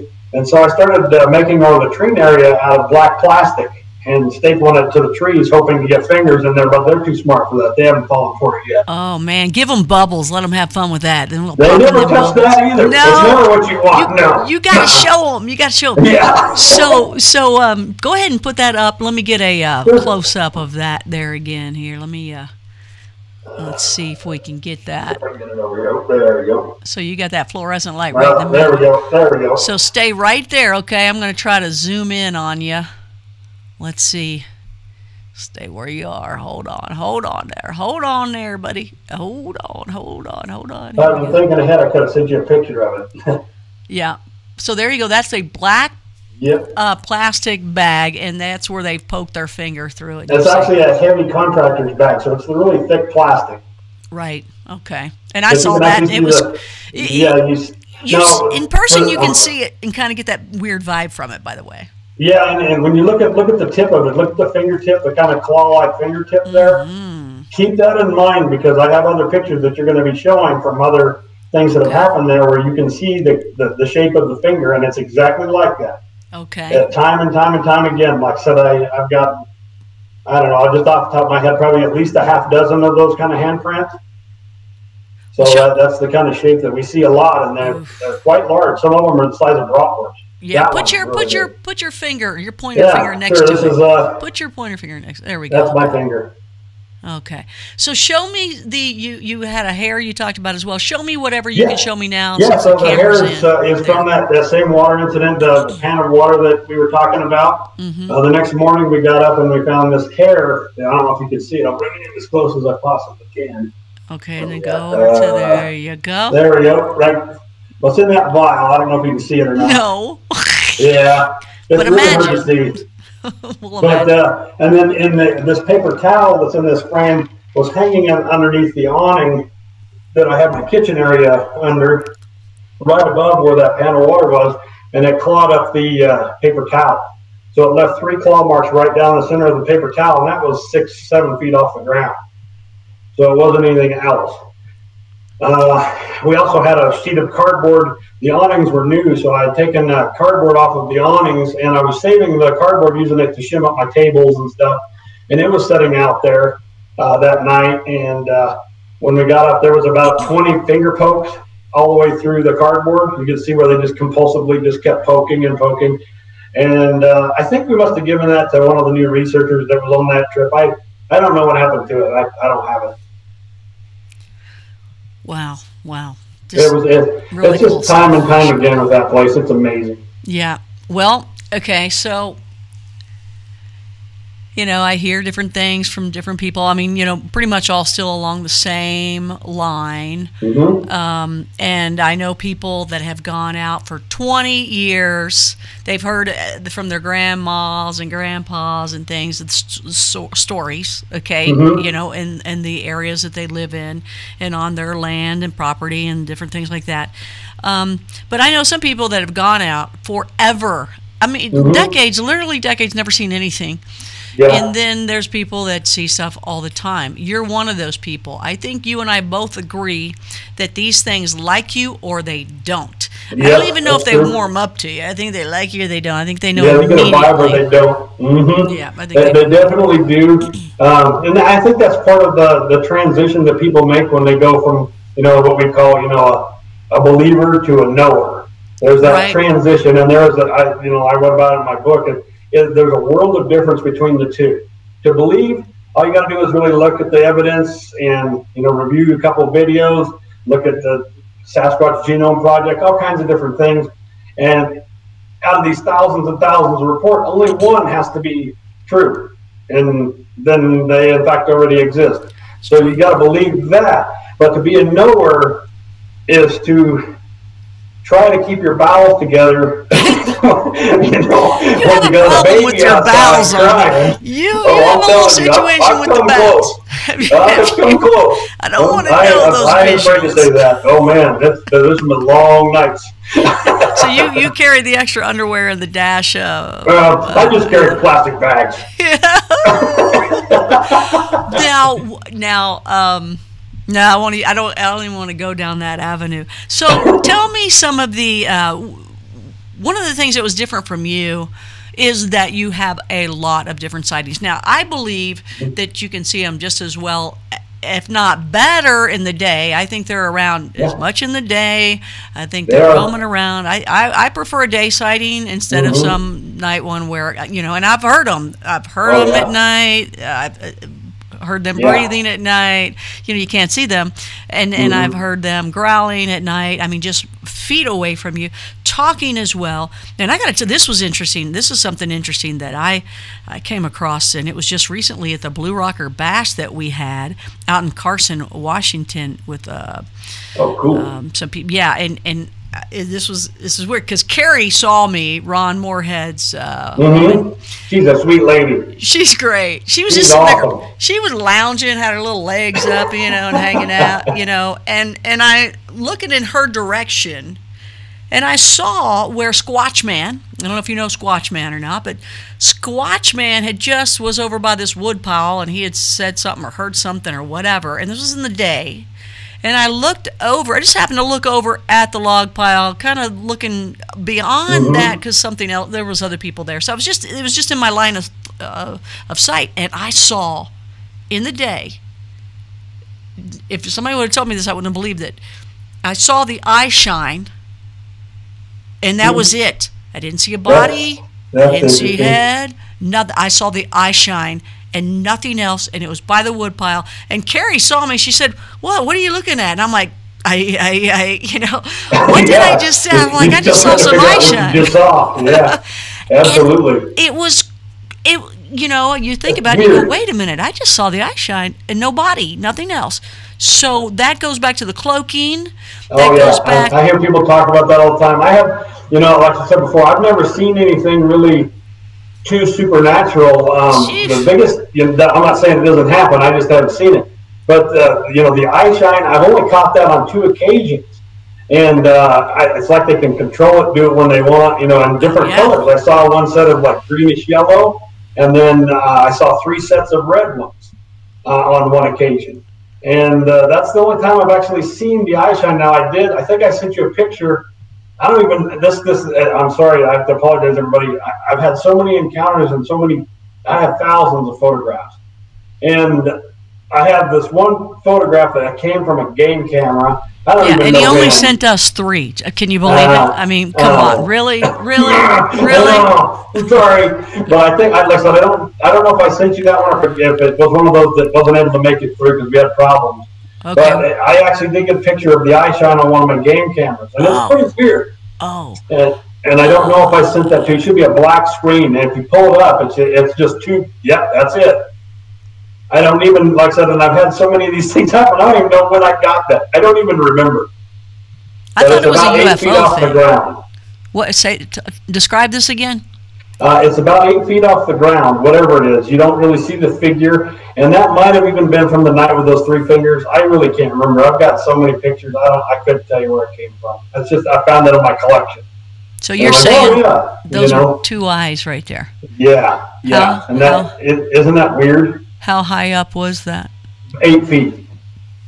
Woo! I thought it was a UFO thing you were showing there. No, the UFO thing, you'll see that. That one, yeah, I have to apologize, but if you play that one, the cussing, I was in a lot of pain. I was hurt pretty bad on that one. Yeah, I did get one of those videos. I didn't get the other one, but yeah, you were cussing. I can't wait to hear about that. So let me show some of these so you can talk about what we're looking at here. Okay, so that's the green tent. I had a lot of encounters in that tent. That's the tent that we were in, but I was just telling you where the baby approached us.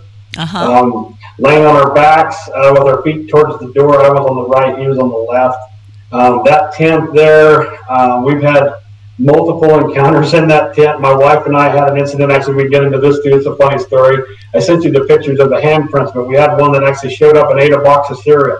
And my wife and I were laying in that tent, and you know, people talk about the zaps and stuff. We talked about this during the dinner. And I've never really experienced the zap thing except for possibly this summer because I acted not my normal self, I guess we'll say.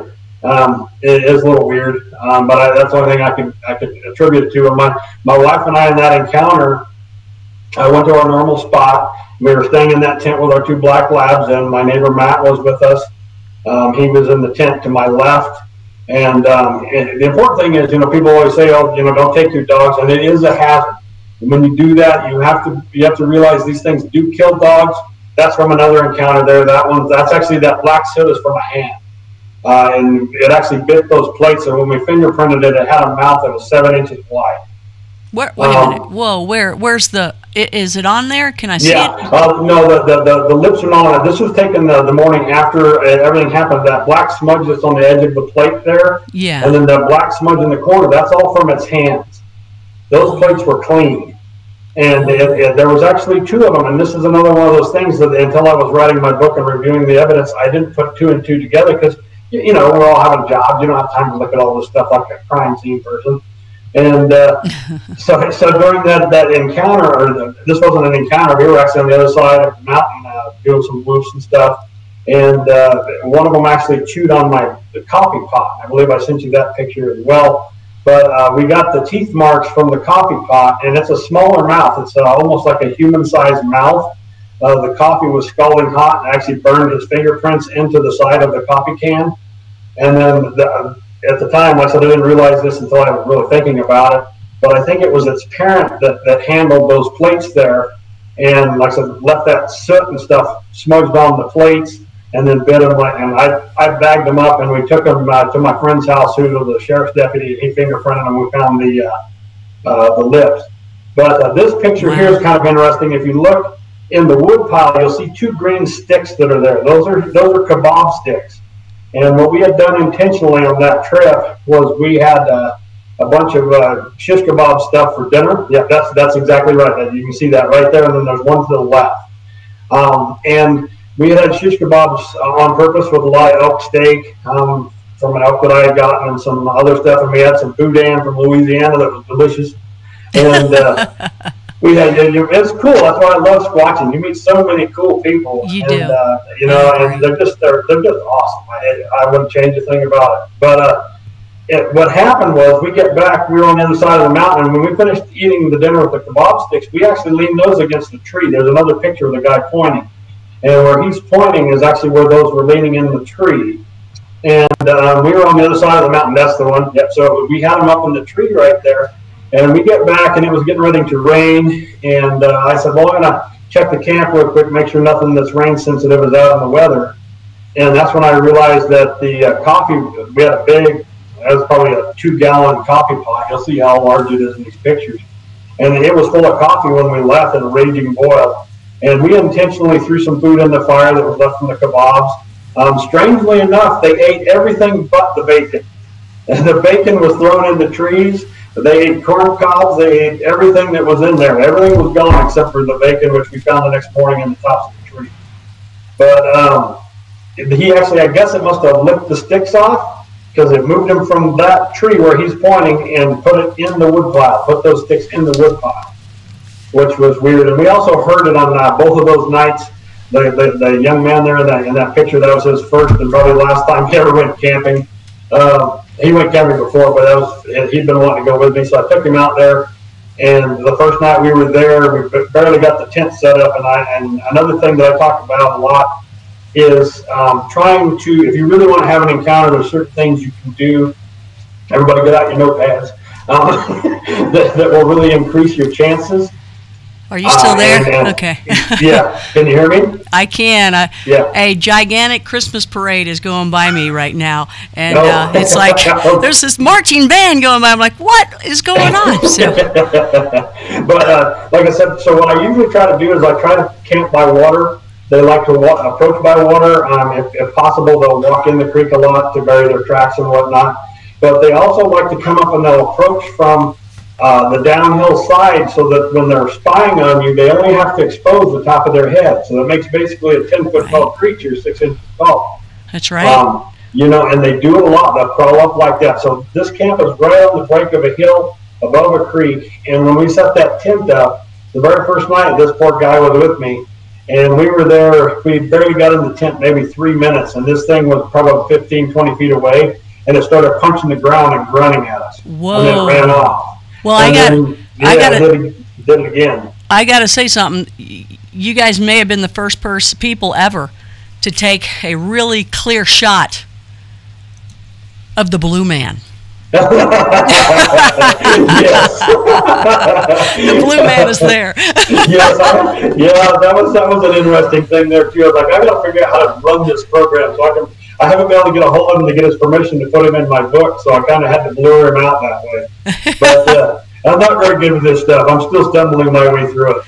You are. It's funny. It's like, no, don't worry about that. You can do that. You can do this. No. Yeah, and that picture there, I actually did. That's actually the back cover of the book, but that's actually from Pikes Peak, for people who don't know. Pikes Peak has a really long history of Bigfoot sightings. There's one section that's actually got the Bigfoot sign and all that stuff. But I went up there with my in-laws. We were goofing off, and I took that picture, and I just kind of like it. I don't know. Well, tell everybody the name of your book and when it's coming out and what to expect with that. Sure. The name of the book is called Harry's, and it's true ongoing Sasquatch stories of Colorado Rockies.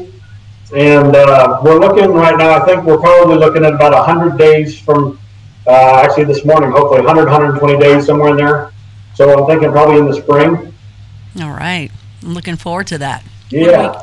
What do we got here? This looks like little baby prints? This was from this summer, and it's just incredible. This is the biggest track find I've ever had, because usually when we find tracks in Colorado, it's like one here, and then you find a little track over here and a scuff over here because the ground's so hard that it doesn't really leave much. A little scuff marks about all you get. And so going to my normal research area, I was very proud of my in-laws. They have supported me in this, but I don't know if they truly appreciated the gravity of it, and so I've been telling them for years about all this stuff, and so they came out from North Carolina to stay with us this summer, and they wanted to go camping, and so I said, "Oh, that's cool. We'll go." I've been teaching them how to fly fish and stuff, and I'm like, "Well, we'll go fly fishing over here. If you want to, whatever you guys want to do, we'll pull the trailer and we'll go up there and we'll hang out." And they said, "Well, we actually want to go to your research place and see this stuff." And so I said, cool. So we went over there, and 3 weeks earlier, I had gone up there with actually a BFRO group 3 weeks earlier, and that's where I had the rock thrown at me. And when I was setting up my tent, I said I go there all the time. There's only one other guy Kenny Collins, another researcher here in Colorado, that probably goes there as much and maybe a little bit more than me. I don't know. It's pretty close. But that's an interesting story with Kenny. He's very dedicated, very good researcher. And he had gotten very similar shaped tracks up there last year. And we met, I think you met Kenny at the at Ron Moorhead's event the other day. And, he brought all those tracks in, and we were, when everybody was doing the lecture, me and Kenny were comparing notes because we're looking at our tracks. We're like, that looks like the same one. Oh. And they're 6 miles apart. They were taken from 2 different lakes. But I took my father-in-law fishing at the lake, and this lake is usually pretty good fishing. And it does have some human activity, and some of these look really human-like, except for the fact that the location and, again, the disposition of the tracks is just totally bizarre. Like I said, I really wanted to send you the footage of that, so I did record it with my phone. But we started walking to the backside of the lake and to go fishing, and we started encountering more and more of these tracks on the inlet, which is farther and farther away from where most of the human activity is. And then all these tracks, which have been going there for 2 or 3 weeks, look like they've been going there almost every night for 2 or 3 weeks, that all the tracks were coming out from the timber. They weren't coming from the camping area going down the beach. They were coming from the dark, nasty timber across beaver dams, and anyone who knows about beaver dams, they bite those limbs off, and they're like punji sticks. You can't hardly walk on those things without impaling yourself. Oh. And, so these things are walking through here, these little tiny baby feet, and I've actually got these casts sitting in front of me on the table right now, and some of them are totally bizarre shaped. That one's not, that's more a human-like shape, but some of these little guys, they're almost triangular shaped. Just the size and the shape of the foot is just really bizarre. And like I said, while you were, doing your technical stuff earlier, I was looking at the back of this one with the heel, and I can actually see the cracks in the heel. I'll sit them right here, but yeah, I don't know if you can see it. There's actually 2 baby ones there, and they're different sizes. This is the heel of one right here that goes up and around. And then we've got another one that's up here, and the heel's back over here. That's the heel, and then you go. That's really hard to do this backwards, but it goes up around this way. But they're 2 different sized foot, and that is nowhere near the shape of a human foot. Look how triangular. I'll try to zoom in on that. Look how triangular shape that is. It's just so strange. But there was thousands of tracks on this beach, and it just shocked me. I've never seen that before. And I got really excited, and I only had 10 pounds of plaster in my truck, and I thought I need a truckload of plaster to do all these. And I ended up making a special trip to the nearest town to get more plaster. And by then, my father-in-law at first he was very skeptical. He was like, "Yeah, that could be a person," I said, "Trust me, that's not a person." Mm-hmm. And we started roaming around on the backside of the lake, and he started. It's funny because as he started to look at him, he's like, "I don't think these are people." I said, "I know they're not." And some of them were sinking in the mud. They were, 6 to 8 inches. They were sinking down. I might have sent you a picture of one of those footprints. I don't know, that sunk in the mud, but they sink like 6 to 8 inches and still maintain a 4-foot stride between heel to toe, and their footprints were in a straight line just like those snow tracks. And we found that time and time and time again. This is from my dad's encounter that really changed his mind last year on Father's Day weekend. Actually, we found this Father's Day is where this happened. I took him and my mom to my favorite spot with my wife. It was just the 4 of us. And this is another one of those things. It wasn't until I started really analyzing for the book. When I first found this, my dad had a rather long, lengthy encounter with my favorite ones. They hung around for about 3 hours. He heard them talking and clicking. It went on for a long time. Long story short, the sun came up, and one of them took its finger, and I had warned him about this. They weren't in a tent. They were in the back of a pickup truck with a canvas tarp over the top of it, kind of like an A-frame, kind of a roof right next to mine. I put my tent next to him because I told him to bring a tent to try to avoid any kind of confrontation. But until this happened, I don't think he understood why I said that. But anyway, as I started to, for the longest time, I thought this was a foot. I did cast it. We did get some of the fingers to come out. If you zoom in, you can actually make out the digits, especially in that picture, I believe. If you zoom in closer on the fingers, you can see the individual digits. But I thought it was a foot, but when I was outlining it for the book, it turns out it's a ginormous hand. It's a really, really big hand. If you zoom in, you can see. Oh, is that the same picture right there? That's from the same print, yeah. But that's a little bit too small. I think we need to get a different one. There you go. Yeah. So if you keep zooming in and then you go down, you'll be able to see the actual creases of the joints of the fingers. And what this is a left hand. You'll see the large thumb takes off there on the inside. That's actually the split, or that little black piece of metal or whatever that is that's on the left or right hand side of the screen. Oh, yeah. That is the split of the thumb, and the main part of the hand is right there. Oh, okay. And that thumb is just huge. Let me try to get that. That's where I'm trying to figure out where is that thing. No, and like I said, it wasn't until I started outlining it. I did that at like 4 o'clock in the morning for my publisher, and I was hurrying to try to get everything done before I went to work. And this was done by my friend Sibylla Irwin, who's a really well-known artist in this field. And I sent that to her, and she was nice enough to produce this. And she did a great job showing you the exact position of that hand. So if you take that, and then look at the other one, you'll see exactly what I'm talking about. But it wasn't until I sat down and started outlining it that I even realized it was a hand. I thought it was a big foot. But it's huge. That's a credit card there for size. So that thumb right there, I don't know, what is that, probably 5-6 inches long. So, take that for whatever it's worth. But it sure made my dad interested in this subject. It blew his mind. I'm anxious to get him out there and have him have another encounter with it. Like, especially that group.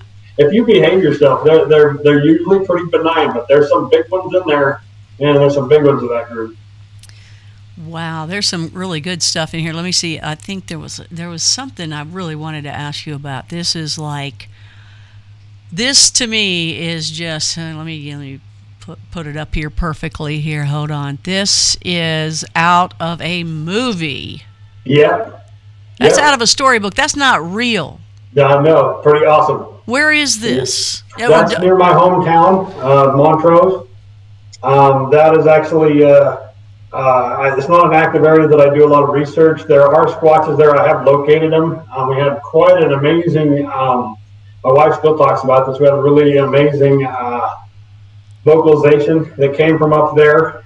You think there's not like all sorts of kinds of crazy things and myths and monsters there? Hello. It's a cool place. And like I said, I grew up there.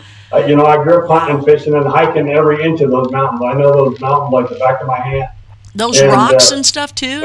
You were up in there and in between all that. Wow. Yeah, most of my childhood I was up there. I'm fishing that whole area. But we actually went up there, and I have a chapter in my book about that with my friend Dale and Shirley, and they're just awesome friends. I've been friends with them for a long time, and I want them to experience this. So we went up there Memorial Day weekend. And as you can see how cloudy it was, it rained like crazy. And everything up there became a giant mud hole, which was important because it drove out all the campers. There was nobody there for 50 miles. And everybody, we just stayed up there and toughed out the rain. And my old camper, which was kind of like a haunted house, it leaked like a sieve. we were collecting rainwater and pans and beer cans and you name it, going outside and putting duct tape on things and doing whatever we could. And it was raining so hard that they couldn't even stay in the tent, so we all huddled together in my little camper. And eventually the weather broke 3 or 4 days into it, and we went out for a little hike out behind, and then decided to do a couple of whoops just to see what we could stir up, because back then I didn't realize there was a lot of activity. Now I've actually spoken to a couple of witnesses that have had some pretty phenomenal encounters up there in that area, and including one that looked in the back of a truck where a couple were sleeping in the back of the truck. Oh. And a friend of mine that I went to high school with ran into what he thought was a person. He was up there, like I said, we all grew up there. And him and some of the other guys were playing capture the flag out there in the woods in the dark. And he thought he saw, one of the other kids, that on the other team was crawling around the rocks. And he thought he was going to, get the lowdown on him, and turned out it wasn't a human. It jumped up. It was a young one, 5 or 6 feet tall, but jumped up and ran away. But anyway, we got up there and did some vocalizations, and my friend's wife, she did a vocalization, a whoop, and about half a mile away, it sounded like 15 or 20 of those things. They all started like cackling like monkeys at a zoo, and just really loud, all kinds of strange noises. And then it was like somebody, like a conductor, just told them to shut up, and they just stopped. And that was all we ever heard, you know. And it was funny because my friend Dale was very hard of hearing. He's done a lot of heavy work in his life, and he was the only one that didn't hear it. And his wife was like crawling up his leg and ready to get out of there. And my wife's grabbing around my waist, and she's making sure I got my gun on my hip. And she's like, "What was that?" And he's like, "What's wrong with you people?" And she goes, "That's it. You're getting hearing aids. I can't believe you didn't hear that." And that was the start of Dale getting his hearing aids. Oh, wow. Wow. Yeah, it was an amazing time. That place is incredible. If you're just now joining us, this is Jason Frank. I'm Connie Willis. This is Bigfoot Friday on Blue Rock Talk with Connie Willis. It is what we do on Fridays, select Fridays along the way. We are live. We are live and restreaming on a couple, like 3 Facebooks. You can go to Blue Rock Talk with Connie Willis. You can go with Connie Willis and my personal page. That's where we are there. We're on Twitter at Blue Rock Talk and also Connie Willis. And that's the brand, Blue Rock Talk or Connie Willis, one or the other or both combined, right? We are Blue Rockers. You are someone in the know if you're a Blue Rocker and you know how to do this. Subscribe to be a true Blue Rocker and hit that notification bell so you can tune into some of the other shows we have as well, which is coming soon, Wasted Wednesdays, a serious look at the cannabis industry. Crypto Connie, which is on Tuesday nights where we talk about cryptocurrency. Some people get that wrong and they send on my Crypto Connie Facebook group page, they send, you know, Bigfoot stuff. I'm like, no, it's cryptocurrency, not cryptids, not cryptozoology. And then we also have Far Out Thursdays. All these are 9 p.m. Eastern across the board. Stan's Bible lecture on Sunday, which he rocket scientist and also godfather of BitShare, Stan Larimer, who does that show, and he will challenge you with anything you want to talk about. And that's 2 p.m. on Sundays. And anything else in between can occur. If you'd like to support Blue Rock Talk, please go to my Patreon account, which is down below. I'd like that. It keeps me alive for sure. As well as merch, Blue Rocker merchandise. You can get some hoodies or shirts or mugs for people in the family for this holiday season. I think that would be fantastic. If you hear any noise, there's a holiday parade, a Christmas parade going by right now. And you're hearing, I can't believe it. I didn't know. Dude, I'm like front row. I'm like, I should be just turn the camera around and let's just enjoy the parade here. Well, you know, it's like, oh my gosh, I had no idea. But what else did I want to say? Oh, I'm going to be on Coast to Coast December 15th and 30th. I hope you join me. And I also hope that, you know, I can go Bigfooting with Jason here soon enough in his hotspots. And again, if you have a hotspot, let me know so we can do the same here on Bigfoot Friday. But, you know, keep in mind, I want to go. I'm not just sitting here on the couch, you know, hearing your stories. I want to go. She's dying to go, believe me. I know, Jason's, he keeps hearing me. I'm like, what? We got to wait till when? Are you kidding? Come on. Like, this is crazy. Okay, so one of the things, too, that you talk about. Oh, wait a minute. In the live chat, those of you that want to ask a question, do it with total capitalization all the way across the board. But let's say hi to some of the people in here. Some of them are your buddies. And by the way, we have other YouTubers in here and other prominent folks in here. Triple B, Bob Rayner was in here. I don't know if he still is, but he's a big old television star out there. And big into the car world as well. You all have seen him along the way. Always have really great Blue Rockers. There's no question about that. Also in there, Mike Crow. He is with Myth Chasers, or he is the Myth Chaser. You'll see him as a roving reporter here on Blue Rock Talk. I saw somebody else in here too. Sasquatch Journey, right? They're in here. I met them recently with the Ron Moorhead thing, and they have a YouTube channel. They're going out places. They're supposed to be taking me. I can't wait. Wait. There's been other people that said they were going to take me, and I think they tried to contact me, and I think I lost. I think I hit delete or so. I don't, you know, some of that stuff comes across like spam, right? So yeah. I think I deleted some people. We'll have to Figure out. I do that all the time. Don't feel bad. I know, right? But I think, what if I lost that $1 million email, you know? That's what happened to me. And Paul Touchstone is in the house. Tin Man Bigfoot Tracker in the house. Lover's Corner, Home of Love. So I know you know some of these people. Those of you that have not hit that like button, please do. Those of you that have not subscribed yet, please do, and invite other people. Please share this right now so they can come in and say hi. Have some fun. It's an awesome subject. You get addicted. Billy Harris also in the house. It's an addiction, and you don't know until you get into it. Heinz Riley is here. Justin T. You know Justin T?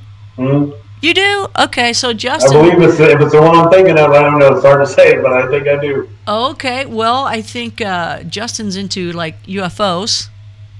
Oh, I'm thinking of a different one, probably. Okay. Yeah. All right. Well, there's a lot of really good people in here, new people that I've never heard of, so thank you guys for joining us.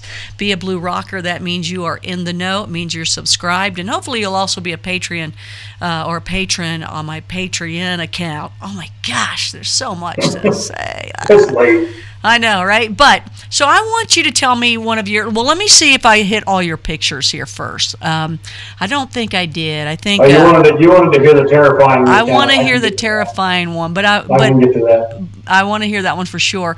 But I always want to be able to have you back on. I know that your wife is going to be leaving out of town soon, and you know, so just for a little while. And when she's gone... I don't check email or nothing, guys, so don't send me anything. There you go. There you go. And you know, and it's funny because I'm thinking, you know, because you're a very loyal husband, you're a good guy without a doubt like that. And you know, when you're like, oh great, you know, not a this might sound, I don't want it to sound bad, you know, she's going out of town, I'm thinking, oh, you might have time to, you know, maybe find some time to get out. But it's not about that, because she would go with you. I'm hoping to go fishing. Oh, okay. But it's the time of year, you're saying. It's just not a good time. Yeah, but That's you know, who knows? Place. Like I said, I'm not totally opposed to going out. I just don't want to end up with somebody's dinner. That's my thing. Well, I don't either. That's for sure. And well, tell me about this beautiful place here. What is this? That picture was taken on what I call the tough guy trip. I think I told you about that. That's the first trip of the year. That's usually when you get some really outrageous stuff in my research spot. And we try to be the first human beings up there. It's usually really, really early in the spring. It's extremely hard to get the timing right. Sometimes we've driven all the way up there and find out we got 6 feet of snow and can't get in. If you time it just right, you get there when the snow is just starting to melt. This is from the incident where the one ate all the cereal, but I can get to that later. But the other picture, we're talking about that tough guy trip, we've had quite a few of them that were very, very productive, including, I think that was the first tough guy I went on was with the Tin Man guy that's on there on your chat room there. And that was the first year I ever had that idea, because I thought, man, if they get snowed in and they haven't seen any human beings since October, and you're the first one up there running a chainsaw, and you got food and all kinds of interesting entertainment, they're going to be beating down your door, and that's exactly what turned out. But this year, that particular year, I took one new guy out, and we actually had a daytime sighting, and then we had one that yelled at him while he was using the bathroom, which was pretty hilarious. Whoa! Was he yelling or laughing at him when he was using the bathroom? I actually call it the poop whooper. And that was a great trip. We had a lot of stuff. It was his first trip with me, and I made a really good friend out of that. This incident here with this handprint was, again, I want to say probably 5 or 6 years ago, same location, later in the year. And again, we had our dogs with us, and my neighbor Matt had his dog. And his dog was really, she was keying in. And again, going back to the plastic bag, look how pointy those fingers are. And also look at the disposition of the way the thumb is. The thumb comes off the side a little bit different than a human. The thumb, you can see, kind of smudged off to the side. There's also a hair buried in there too, in the mud. But that particular night, his dog was going crazy, and we could hear things, you know, mumbling in the woods and stuff. And his dog would take off chasing things, and we were afraid she was going to get killed. There is a tree in that area that is decorated with dog collars. I'm sure that those are trophies. Yeah, I'm sure those are trophies. Oh my gosh! Yeah. Anyway, so to keep his dog safe, he put his dog in the tent. Well, she was so fired up, she chewed a hole through the side of the tent and went after it anyway. And we ended up locking her in the Jeep, and I've always wondered exactly what she may have seen that night from inside the Jeep. But anyway, we all went to bed eventually, and at about 2 in the morning, I heard Matt get up to go to the bathroom. And normally we try not to get out of the tent that time of day, because that's when they really come in. And keep in mind, where this is at is actually maybe 15 feet away from where that other print that was in the dirt we were just looking at came from. Anyway, I heard him get up, and I got up. Figured since he's up, I might as well go to the bathroom too. And we were out standing in front of the tent urinating, both of us. And a rock, I don't know, probably a little about the size of a cantaloupe, rolled right underneath our urine. I mean, just like a bowling ball. It went right by us. And the two of us, being used to this, kind of looked at each other and said, well, I guess someone wants us to go to bed. So we went to bed. And this gets into the whole zap thing. And for people who are new to this, that there are stories that these things can kind of make people go to sleep, make them, paralyzed and all kinds of different weird things. I don't know, and you'll experience these weird things, and there's no way to explain them. But my wife wakes me up about 20 minutes after I came back to bed, and she elbowed me in the side, and she says, "There's something eating in the kitchen," which is just a table, and it has a tarp over the top of it. And I had earlier that night I had made a big cobbler at home, a peach cobbler that I intentionally left by the fire that we had eaten from. I left it there hoping to get one that would scoop a big hand thing, and I could pour some plaster in there and get a really cool handprint out of it. But they didn't go for that because Matt forgot to put a cereal up that he'd had for dinner. He left a big box of Fruit Loops on the table. And we thought he was eating potato chips. It turned out he was eating those Fruit Loops. Fruit Loops. And it was surreal. That was one of my favorite encounters. I didn't feel threatened, but it was just bizarre. My wife wakes me up, and she says something's eating in the kitchen, and I'm laying there, and I can hear this thing rustling the plastic. I can hear it chewing, and it kind of go, ha, ha, ha, ha, ha, ha. He was just going to town, and I looked over, and my wife went back to sleep. And I'm like, how in the world can you go to sleep with that going on right 10 feet away from you? I mean, that's just doesn't make any sense. It's just a strange thing. And so anyway, all this stuff was going on, and eventually I went to bed. And a few hours later, Matt woke up, and about 5 in the morning, and he goes, "You need to wake up, Jay. You got to look at this. You're not going to believe this. You got to get up." So I get up, and sure enough, his cereal box had moved from one end of the table to the other, was standing upright, open. All but a little bit was eaten, and it had these greasy handprints all over it. Wow. And my friend Brian, who was also there, he was sleeping in that vehicle at the time. And he was still sleeping when Matt came and got me. He goes, "Check this out. Brian doesn't even know." And we go over there, and Brian's just barely waking up, and there's these handprints on the back window looking in on him while he was sleeping. Wow. It was amazing. Wow. And you know what the Bigfoot did, right, with that Fruit Loop box, right? It ate it, and then it went like this, flipped it, and landed right, the way it perfectly should. The bottle thing, the water bottles. He was like, "Look, I can do it with Fruit Loops," right? Yeah, he's up there practicing his cup stacking. He's like, that's right. Yeah, they're wonderful. It was an amazing encounter, and I'll never forget it. It was just surreal. It's an amazing thing. Well, are you saying that your wife went back to sleep because maybe she was in a zap type situation? Yeah, I think so. Yeah, because that's the only thing that really explains the way she was behaving. Yeah. But I had a similar thing happen to me this last July. Usually I'm very alert when things happen around the camp. I wake right up and I'm listening, and I'm very alert. We had an incident that everybody in the camp witnessed it except for me.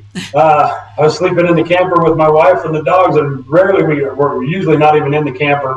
This is an active Bigfoot area that we have gone to before, but mainly we were there just to fish and enjoy the last bit of the summer and early fall, and just goof off with the chance of maybe something happening.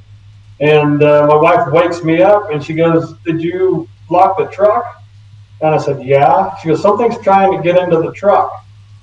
And again, this is where the weirdness comes in. This is totally unlike me. I literally said, "Well, it's probably just a Sasquatch. He's not going to hurt anything. We'll check it in the morning." Who in the world says that? Doesn't make any sense. I don't know where that comes from. You know, and then we wake up next morning and found out that other people on the other side of the camp there had heard it as well. And yeah, I think you're right about that though, because I know I was in situations and I had my iPad Pro right there, which is going to get a nice 4K shot of something, and I'm like, you know, whatever. Yeah. You know, you just do that. You're like, oh wow, look at that, this print or this or that or whatever. Oh, whatever. Or oh, what's I don't really need to photograph that. That's not that special. No. And Lloyd, what's it? Les Stroud did the same thing. I was talking to him on Coast to Coast. He said, you know, that he felt something laying on him at one point and crushing him, kind of thing, and a lot of this pressure. And he also saw a UFO in the sky, all these different things. And he said, I never went for my camera, and I was like.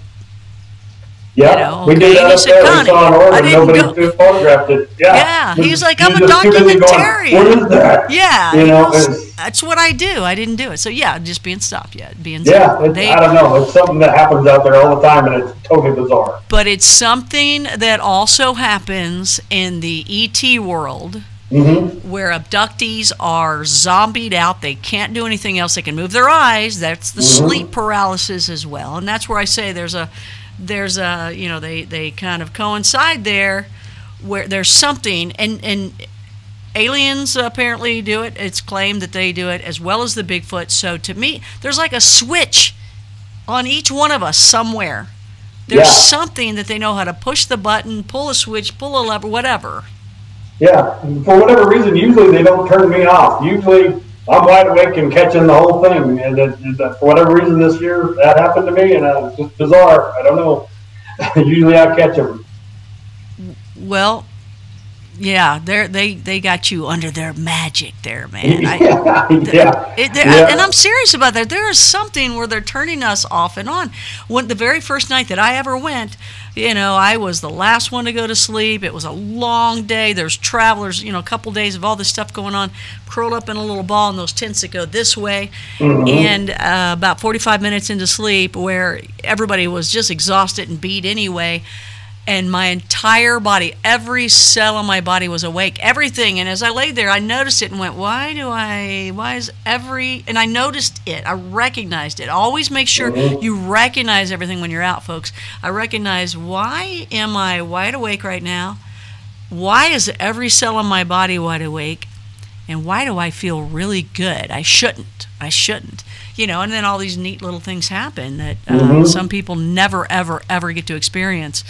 But there's something, they know how to turn us off, turn us on, and then turn on our mind speak telepathy kind of thing. And you know, we've spoken before about the telepathy thing, and so many people have had that happen. You haven't, right? I didn't know, just that one really scary occurrence, and I don't think it was them that was talking to me. It was something else saved my life that night. I don't know what it was. Tell us about this. It was totally not me. Tell us about this story. Well, I'll try to give you the brief synopsis because it takes a while. But it was my second trip ever. I had completed that first trip with Dennis and had a lot of amazing things happen. And then some friends of mine, new friends that I'd made on that trip, offered to take me to another research area. And I went up there. It was 2 weeks later. We were there for about 5 days, I think. It's very remote. And we had some pretty horrendous weather during that period. And it started out with just the three of us for a large part of the week. And then the last couple of days, there was researchers that they knew that they were calling in just to hang out. And, you know, we all run, you know, researchers all run together. And by the time this last night came around, I want to say there was probably 8 or 9 people in the camp. And it was raining really hard. And again, like I said, most of my encounters happen in the rain or high wind. And I think they do it on purpose. They do it to cover their noise and to cover their tracks. It just makes them really brave. And we were having dinner. I had made some elk stew in a Dutch oven that I had sitting on the campfire, and had made a lean-to out of a tarp for everybody to sit under, and it's just pouring rain. And eventually the rain put our fire out, and it was just full of water. And while we were sitting there, we heard this big crash, and it was one of them had carried a large rock and crushed a culvert behind the camp. And it was quite a large rock. It was probably 300 or 400 pounds. And anyway, we all went to bed that night, and I was laying in my tent, And the previous day, we got caught in the hailstorm. The hailstorm had knocked out the plastic windows in the vestibules of my tent. And it was just a small 2-man backpacking tent. I think I sent you pictures of that. I don't know if I did or not, but the pictures taken just the night before all this happened. And I put my old army poncho over the top of the tent to keep the rain out from coming in those broken windows. And so I'm laying there in bed, and about 2 o'clock in the morning, and this, I was brand new to the subject. I didn't know, did they talk, what their language sounded like. I knew none of that. I had heard some vocalizations on the first trip, but that was about it. So I'm laying in my tent on my back, and I hear this popping noise, which is the most common form of language that I hear them speak. It's kind of a clicking, kind of a, you'll hear that kind of thing. And I'd heard it about 40 feet away between a couple of my friends' tents. And I thought, I caught you guys. I heard you before you got into camp. I caught you. But I didn't. There was one that was about 14 inches from my left foot, standing right outside the tent, that answered the same thing. And it spooked me. That was my first close encounter, and it was just standing there. And I laid there and just was still as I could be, and basically proceeded to just listen to these things walk around and play in the camp for 3.5 hours. And there had to have been, I don't know, probably 10 or 12 of them. They were everywhere. I could hear them moving around, talking. You'd hear them whistling, and you'd hear words and grunts and stuff like that. And really, at first I was scared because I'd never been through that before. But after 45 minutes, an hour of that, I was like, well, if they were going to hurt us, they would have already done it. So I was kind of actually enjoying it. I thought, this is cool. How many people get to do this, True. And I'm laying there, and it's went on for a few hours, and that's when I learned how intelligent they were, because at one point the wind and the rain and everything had stopped, and I heard absolutely nothing. I didn't hear footsteps. I didn't hear clicks. I didn't hear anything.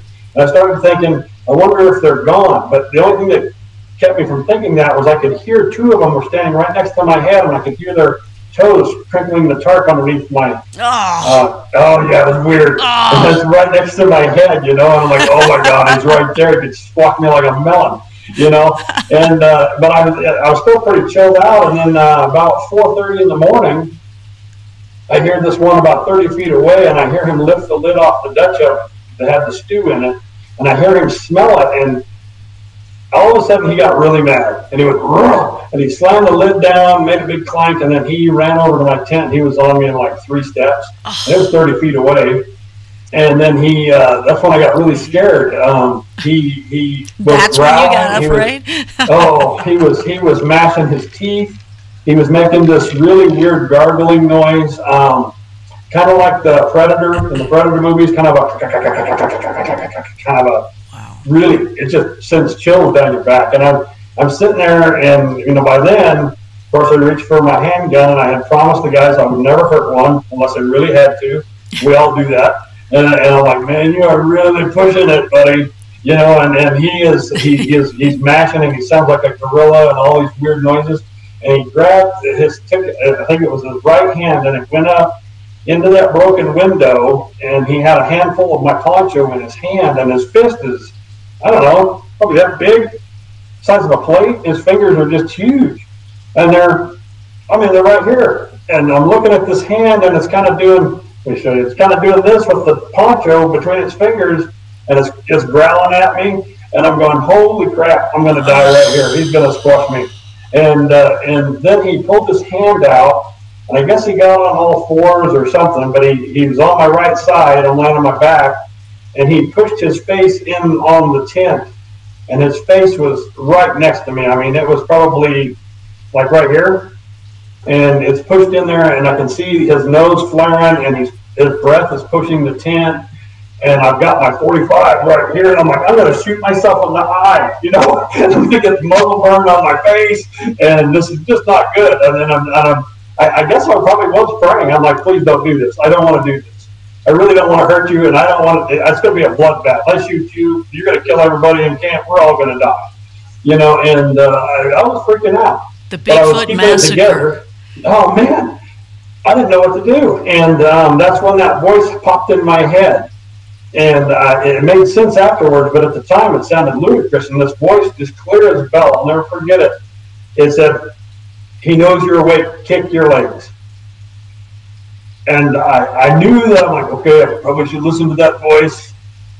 But kicking my legs with this thing right next to my face, growling, it's like moving when a grizzly bear's in your face, you know? Wow. And, but I did, and I kicked my legs, and by then the sun's come up, and it's almost bright outside. I kicked my legs kind of like I was rolling over in bed, and as soon as I did that, he totally calmed down. The only reason I think he was fired up is he realized I hadn't moved in 3.5, 4 hours, and that meant that I was awake. I hadn't rolled over, and he had figured it out. And by kicking my legs, he just assumed that I was just still asleep, and I rolled over and ignored everything he was doing, which meant that I wasn't a threat. And so it was funny. He turned off. He went from this close to killing me to, no big deal. And he just stood up, and he turned around, and he said a command that kind of sounded like a, ah, ah, ah. And they all lined up by him, right next to my tent, and then they walked down the tent and up and around the camp, and then they went up above us, and they started chirping, like really, really high-pitched chirps. And it was really fast, just going back and forth like birds, just chick, chick, chick, chick, chick, chick, chick. And that's when I tried to film them. I tried to get out and get a picture of them. And of course, they ran off before I could get out. But that's where the pictures of the red vehicle, I think I sent those to you with the fingerprints on that. Yeah, that's what we saw earlier, right? No, I don't think we pulled them up yet. Oh, I don't have those in here then. That might have been the group that we weren't able to open. Right. But anyway, we got all kinds of fingerprints all over my vehicle. And then unbeknownst to me, which was something I wrote about quite at length, because it's kind of a bizarre experience. All that stuff happened. And I woke everybody up, and we started collecting all the stuff. We found handprints in the mud next to my tent, where they had crawled up next to the tent, and all this stuff. And then it was our last day, so I started, I'm in shock, and I started packing my stuff up, and turned out there was urine on my tent, urine on my jugs. I got urine all over my hands. It urinated on all my stuff. And I got it on my clothes. And did you save any of the urine? Did you get it?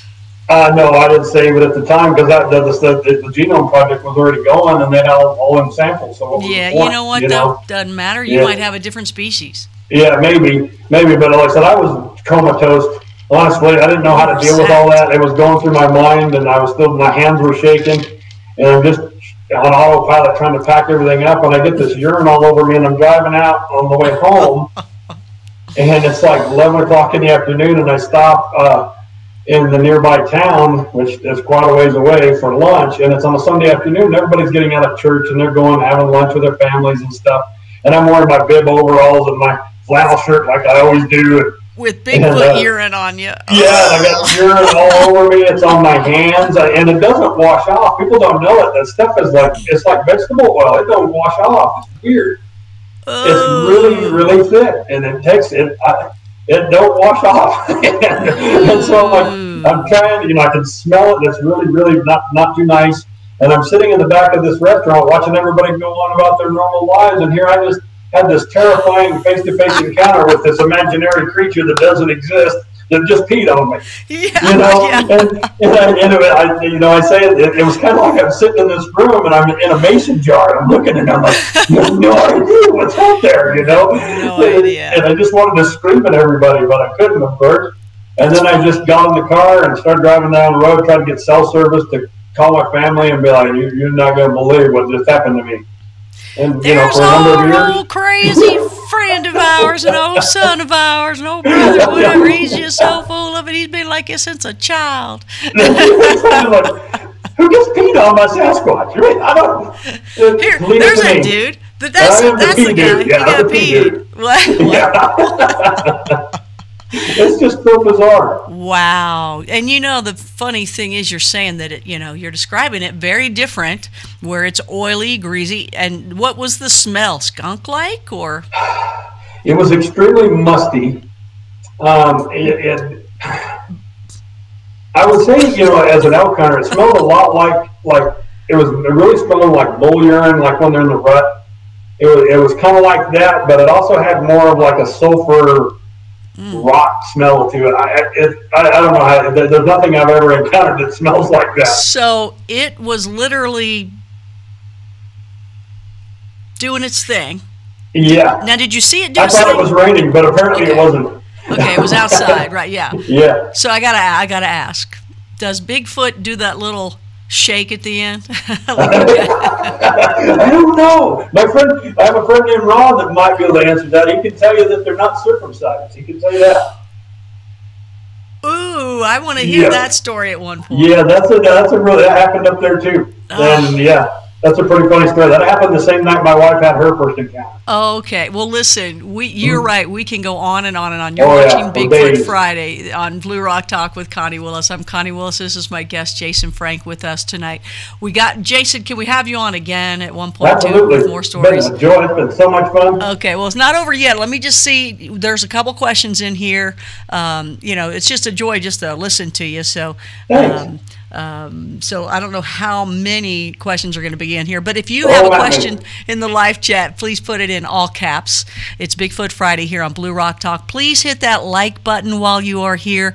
Show us the love. That's the way you can do it. Also, if you'd like to keep Blue Rock Talk alive, go over to my Patreon account, which is below, and also get some Blue Rocker, because you're a Blue Rocker, that means you're someone in the know, and you can get some Blue Rocker and Blue Rock Talk merchandise down below in the link too. It'd be a great gift for people.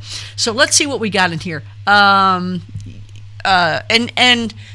Just because I want you to keep your time limit with your wife before she takes off, answer these kind of briefly. I mean, sure. We're the same. We can gather. I get you. That's all right. I got tomorrow and Sunday with her too, so we're good. Oh, okay. Oh, okay. All right. Okay. She's gone. What? I'm starving. I'm waiting for you to come home. She's probably sleeping. It's just a Sasquatch eating cereal. She's been zapped. Yeah, right. Yeah. Right. So Paul Touchstone is asked. Well, let's see. Yeah, Paul had said, "Have you done wood knocks? What do you think about the wood knocks?" Early in my career, I did that. Now I don't. I don't really do the howls too much either. I do a howl to let them know that I'm there. It's always the same. If I do any kind of calls or wood knocks, which is very rare, I do it right in the middle of my camp, right underneath the lantern, so they can see that I'm doing it, so that it's not a deception thing. Right, and it's not like you even have to do that. I mean, no, like I said, I think mainly it's just to let them know I'm there. Yeah. Especially with my favorite group, I really think that when they see my truck and they know that I'm there, they run and tell everybody. And then you give it a day or so, and everybody's around. The guy we peed on is here. The guy we peed on is here. Let's do it again. That's right. You can pee on all you want. It's awesome. He likes it. He kept smelling it the whole time he was leaving. He kept his bibs on. He went and ate with it. Oh, this guy's... He's always licking his fingers. It's really weird. Oh, let's see here. So you were mentioning before, do or do not bring your dog. Some people think it's not a problem. They're not going to hurt you at all. Some people say bring your kids. Some people say the kids are bait. Don't worry, they won't hurt them. They're just kids. I think it depends on where you're going. That particular spot where I like to go, if I had kids, I would bring them there. I'd keep an eye on them. I don't think they'd hurt them. They may try to adopt them, but they're not going to hurt them. You might find them 10 or 12 years later, but as far as the dogs go, I think it really depends on the demeanor of the dog. My dogs have been around this. When I found my first tracks, they were about 6 months old. They're now come up on 13 years old, and they know they'll bark at mountain lions, they'll bark at coyotes, and they'll bark at bears. But when they're just watching around, you can tell. They tuck their tails in, and they want in the tent. Wow. And that's it. And, but if you have one like my neighbor's dog, I think she was very lucky that they didn't kill her that night. And I know that's why she hasn't come back with us on any more trips. Well, I think that's a smart thing because, they know or have some sort of sense better than we do about what they are. Now, Lover's Corner, Home of Love says something, but I'm not. Let's see. Jason, please put it in caps, you guys, because I just can't see it otherwise, and I don't know to distinguish it from your all's conversations out there. But I love that you all commute. They commune. They little congregation going on. Type it in wing ding. I love it. I love it. That's funny. Jason, please describe unusual saving your life experience you mentioned earlier. Yeah, so you're talking about the voice that was talking? Well, let's see. There's enough fake news out there till you have to be. Could you describe the unusual rescue or this unusual saving of your life? Some people in our network would be interested. Let's see. Well, I don't know. Like, it's happened. All kinds of different things have happened. That voice helped me. I had another encounter with that same one just 2 years ago that was extremely. It was probably the most terrifying that I've had, even more scary than that one. And it lasted 3 hours and 2 days in a row. And then they raided my kitchen the next day while we were gone. That again, it goes back to the behaviors vary from location to location. Yes. And I like to tell myself that maybe over the last 12 years of me running into him, and he is so enormous now. He's like 11 feet tall, 6 feet wide. He is huge. What's this one's name? Do you have a name? His name is Grumpy. Oh, that's right, Grumpy. That's right, Grumpy. Yeah, he's the one that peed on me. But he's quite large, and he has a large family that, like I said, he tested me pretty good a couple of years ago. Wow. And he was, I think he met, at least that's what I tell myself. There's no way to prove this. But, I think maybe he realized that maybe that first time years ago that I had him dead to rights. I could have killed him really easy. That was one with the gun, right? Oh, yeah, it was 6 inches from his face. I mean. Could you imagine? If that happened, though, I mean, yeah, it would have. I had no desire to do it, and it would have been a bloodbath. You could have They would have killed everybody in camp, I think. Well, okay, right, and that's one theory, right? There's so many theories to just that alone. You were in a circumstance where here it was, you had the gun right there. You were like, I'm gonna hit my eye. Well, who would think that at that point? You'd just be like, who cares about your eye at that point, right? What's wrong with you? and then the whole thing is like, well, okay, so where am I gonna get my second shot from? Where's the next threat coming from? I can't see outside the tent. Well, it's amazing you had that many thoughts in your head because, and I'm surprised. I think that's my military training there that was kicking in there. Oh, okay. Well, I'm surprised it didn't just stop you though, because there's so many other ways to look at this with other people. They would say, okay, well, first of all, they already know what you're going to do. They know how you're going to react. They know you're going to be there before you know you're going to be there. I think in that instance he didn't. I think that's why the leg kicking thing was able to fool him.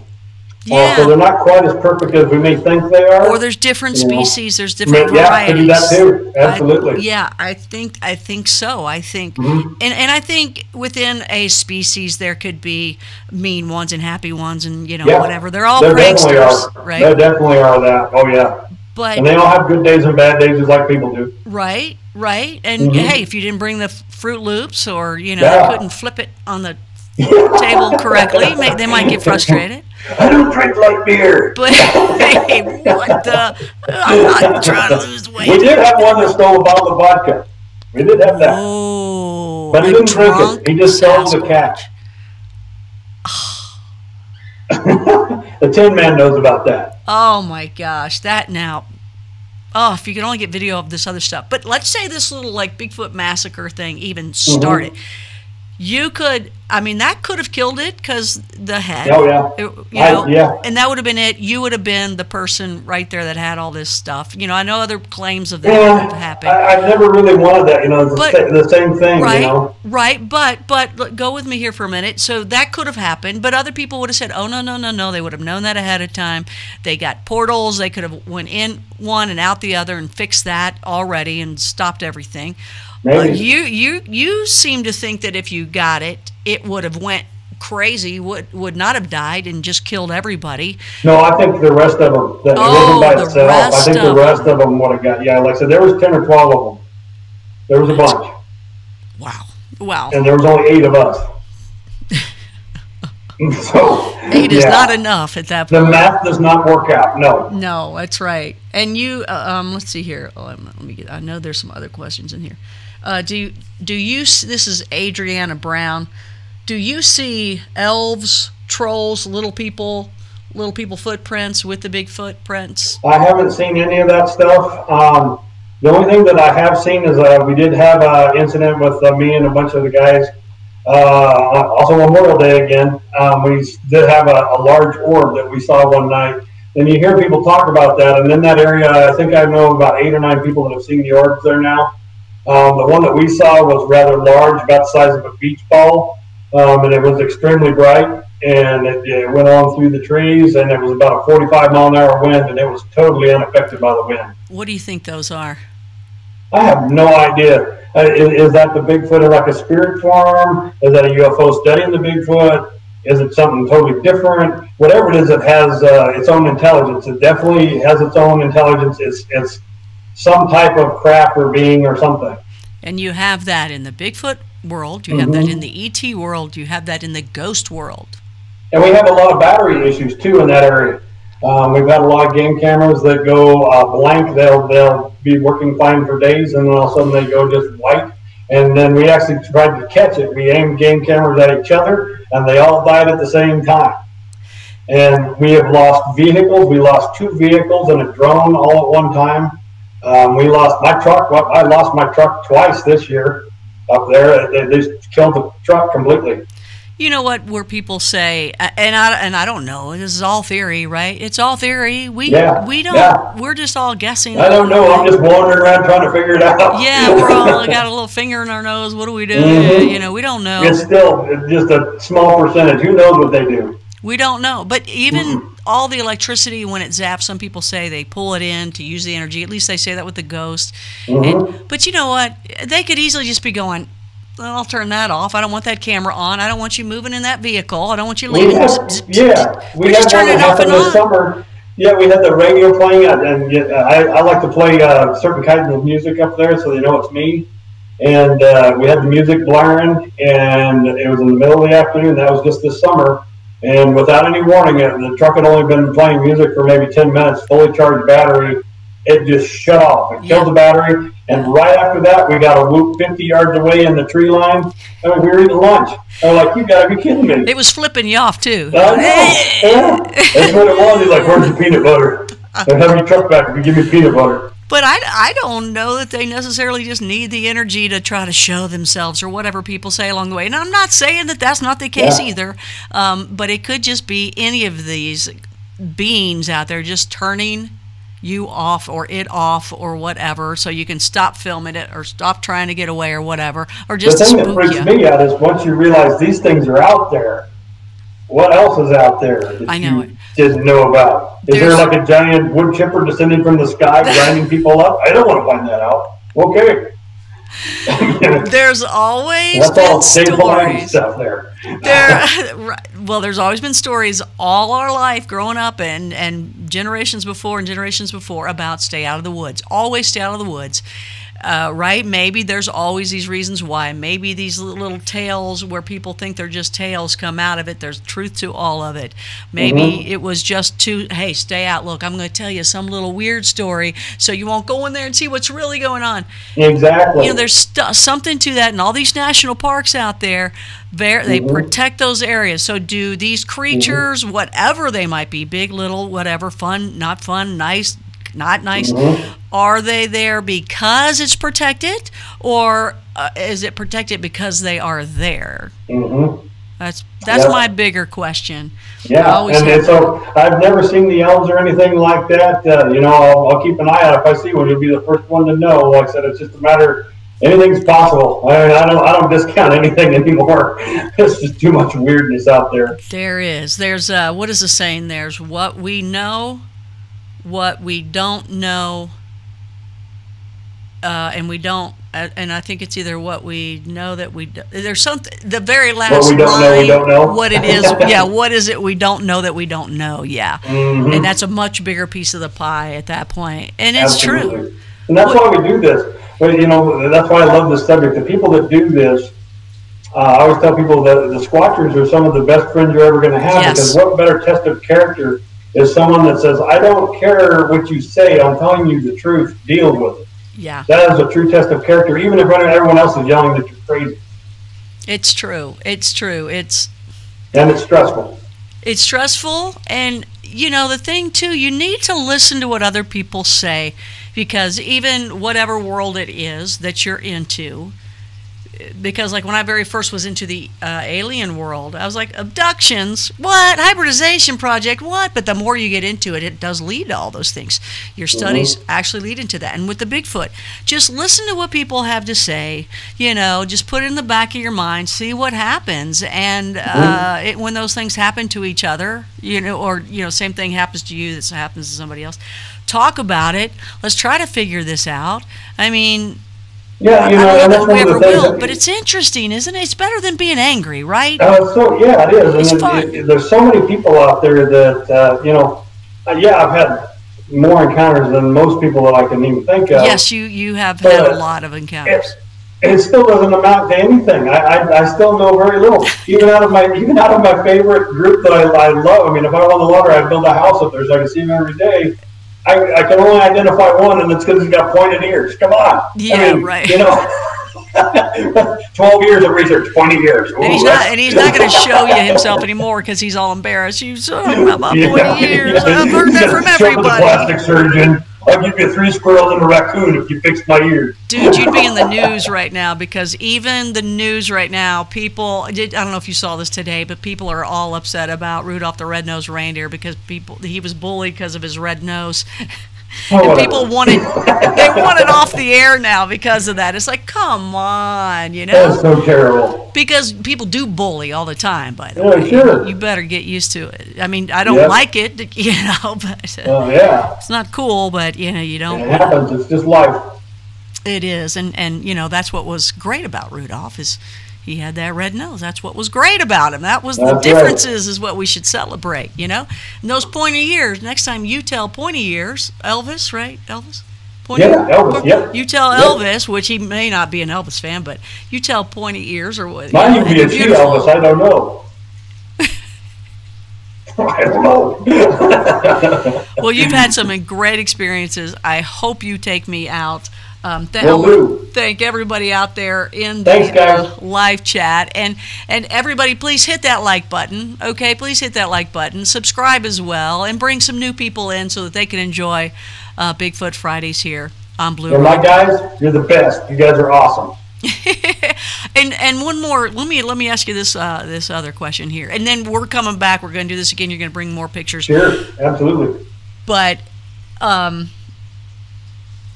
when these experiences occur, and I try to tell people this, but I can't get it across to them. They're not going to listen to me until they're in the situation, because you cannot describe it. However, if someone else has experienced it, they can understand this. And that is, and I don't know, maybe, I believe in God. I believe in, I believe in God. I call the maker God, the creator, the source. Everybody's got a name. It makes God bigger.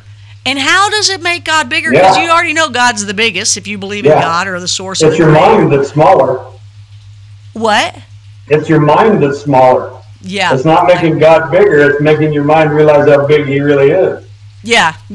It makes him bigger than you. Your mind stretches to go. How did he get bigger than I already thought? But it does, and I just cannot get that across to other people. So it doesn't matter, and maybe it makes people that don't believe a believer, because they gotta believe that there's. And the thing is, they gotta get out there and they gotta put the time in, and they've got to be willing to see it when it shows up. Yeah. I think a lot of it is denial. People they deny this stuff all the time. We heard one when we were up there last year. A woman screamed. We weren't getting any attention at our normal campsite because there was a loud party about 300 yards away, and we were joking. We're like, we know where they're at. They're over there watching the party. And all of a sudden, this woman screamed, and she goes, "What the F was that? Did you guys hear that?" And everybody over there laughed at that woman. And we all knew in our camp exactly what she heard. But how many times does that happen? Probably more often than not. And then it'll scar her. If she doesn't shut up about it, they'll tease her forever and ever. And they're probably having some kind of a weird mental thing going on. That's true. That's true, especially if it follows you home like some people claim that it does. And, I really do want to learn more about what some of the park rangers, because These things are all over parks where people are like, oh, I'll take my kids camping, we'll go to the park. Well, do you know what's lurking around those trees? For real, they're there in the parks. They're not just out where nobody walks, where people think. And they're right next to your house. They're digging through your dumpster. 15 minutes away from Home Depots and things like that. Yeah, they're getting in your garage. Yeah, they're right there. They are right there, and people claim that they are getting closer and closer. And one more big question as well, by the way. I can't read them when they're too small like that. If you guys want me to see something, you got to make it larger for me. I'm not young like I was before. Wait a minute, I had a question for you. What were we saying? It was a big question, and I talking about garages. What? We're talking about garages, garage doors. Keep going. Dumpsters. Keep going. They're your dumpsters. What do you think? What do you think they are? I thought about that a lot. When I first started, I thought maybe it was some missing link, some ape kind of thing. And I always tell people, the moment you think that, you're going to lose. They're going to outsmart you every time. I think they're a human hybrid of some sort.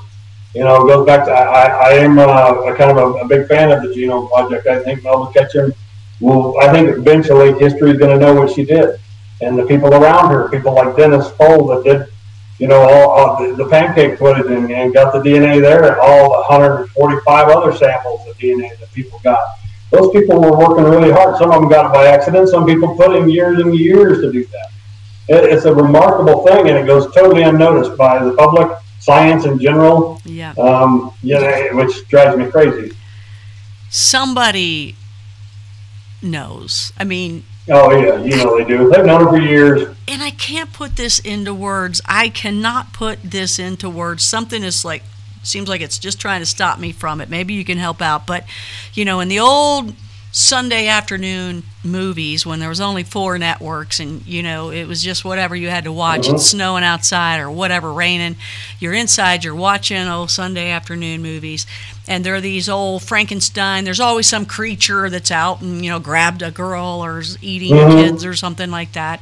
And so the whole town, these are the old black and white shows, right? Or maybe Ted Turner might have colorized them. But there's these old movies, and they, the community, the town, they all get together, they light those, wooden sticks, they got the torches, and they go out into the woods to find it, right? You tell somebody in the city, hey man, some big hairy freaking thing is out there, and blah, blah, blah.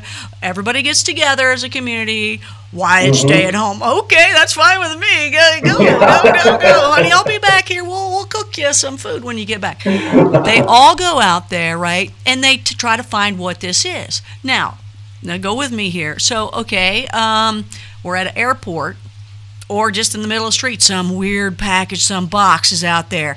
Call 911. There's some suspicious box. There's something going on. Police come, all right? And, in fact, SWAT teams come, right? And they're ready to blow a bomb up. They got all this robotic stuff too on it, maybe an empty box that fell out of somebody's car or off somebody's truck or something. Okay, so all this, we can get these things going on, movies a long time ago, that kind of thing. We are kind of trained that if there's something going on, we call and we get help to come in.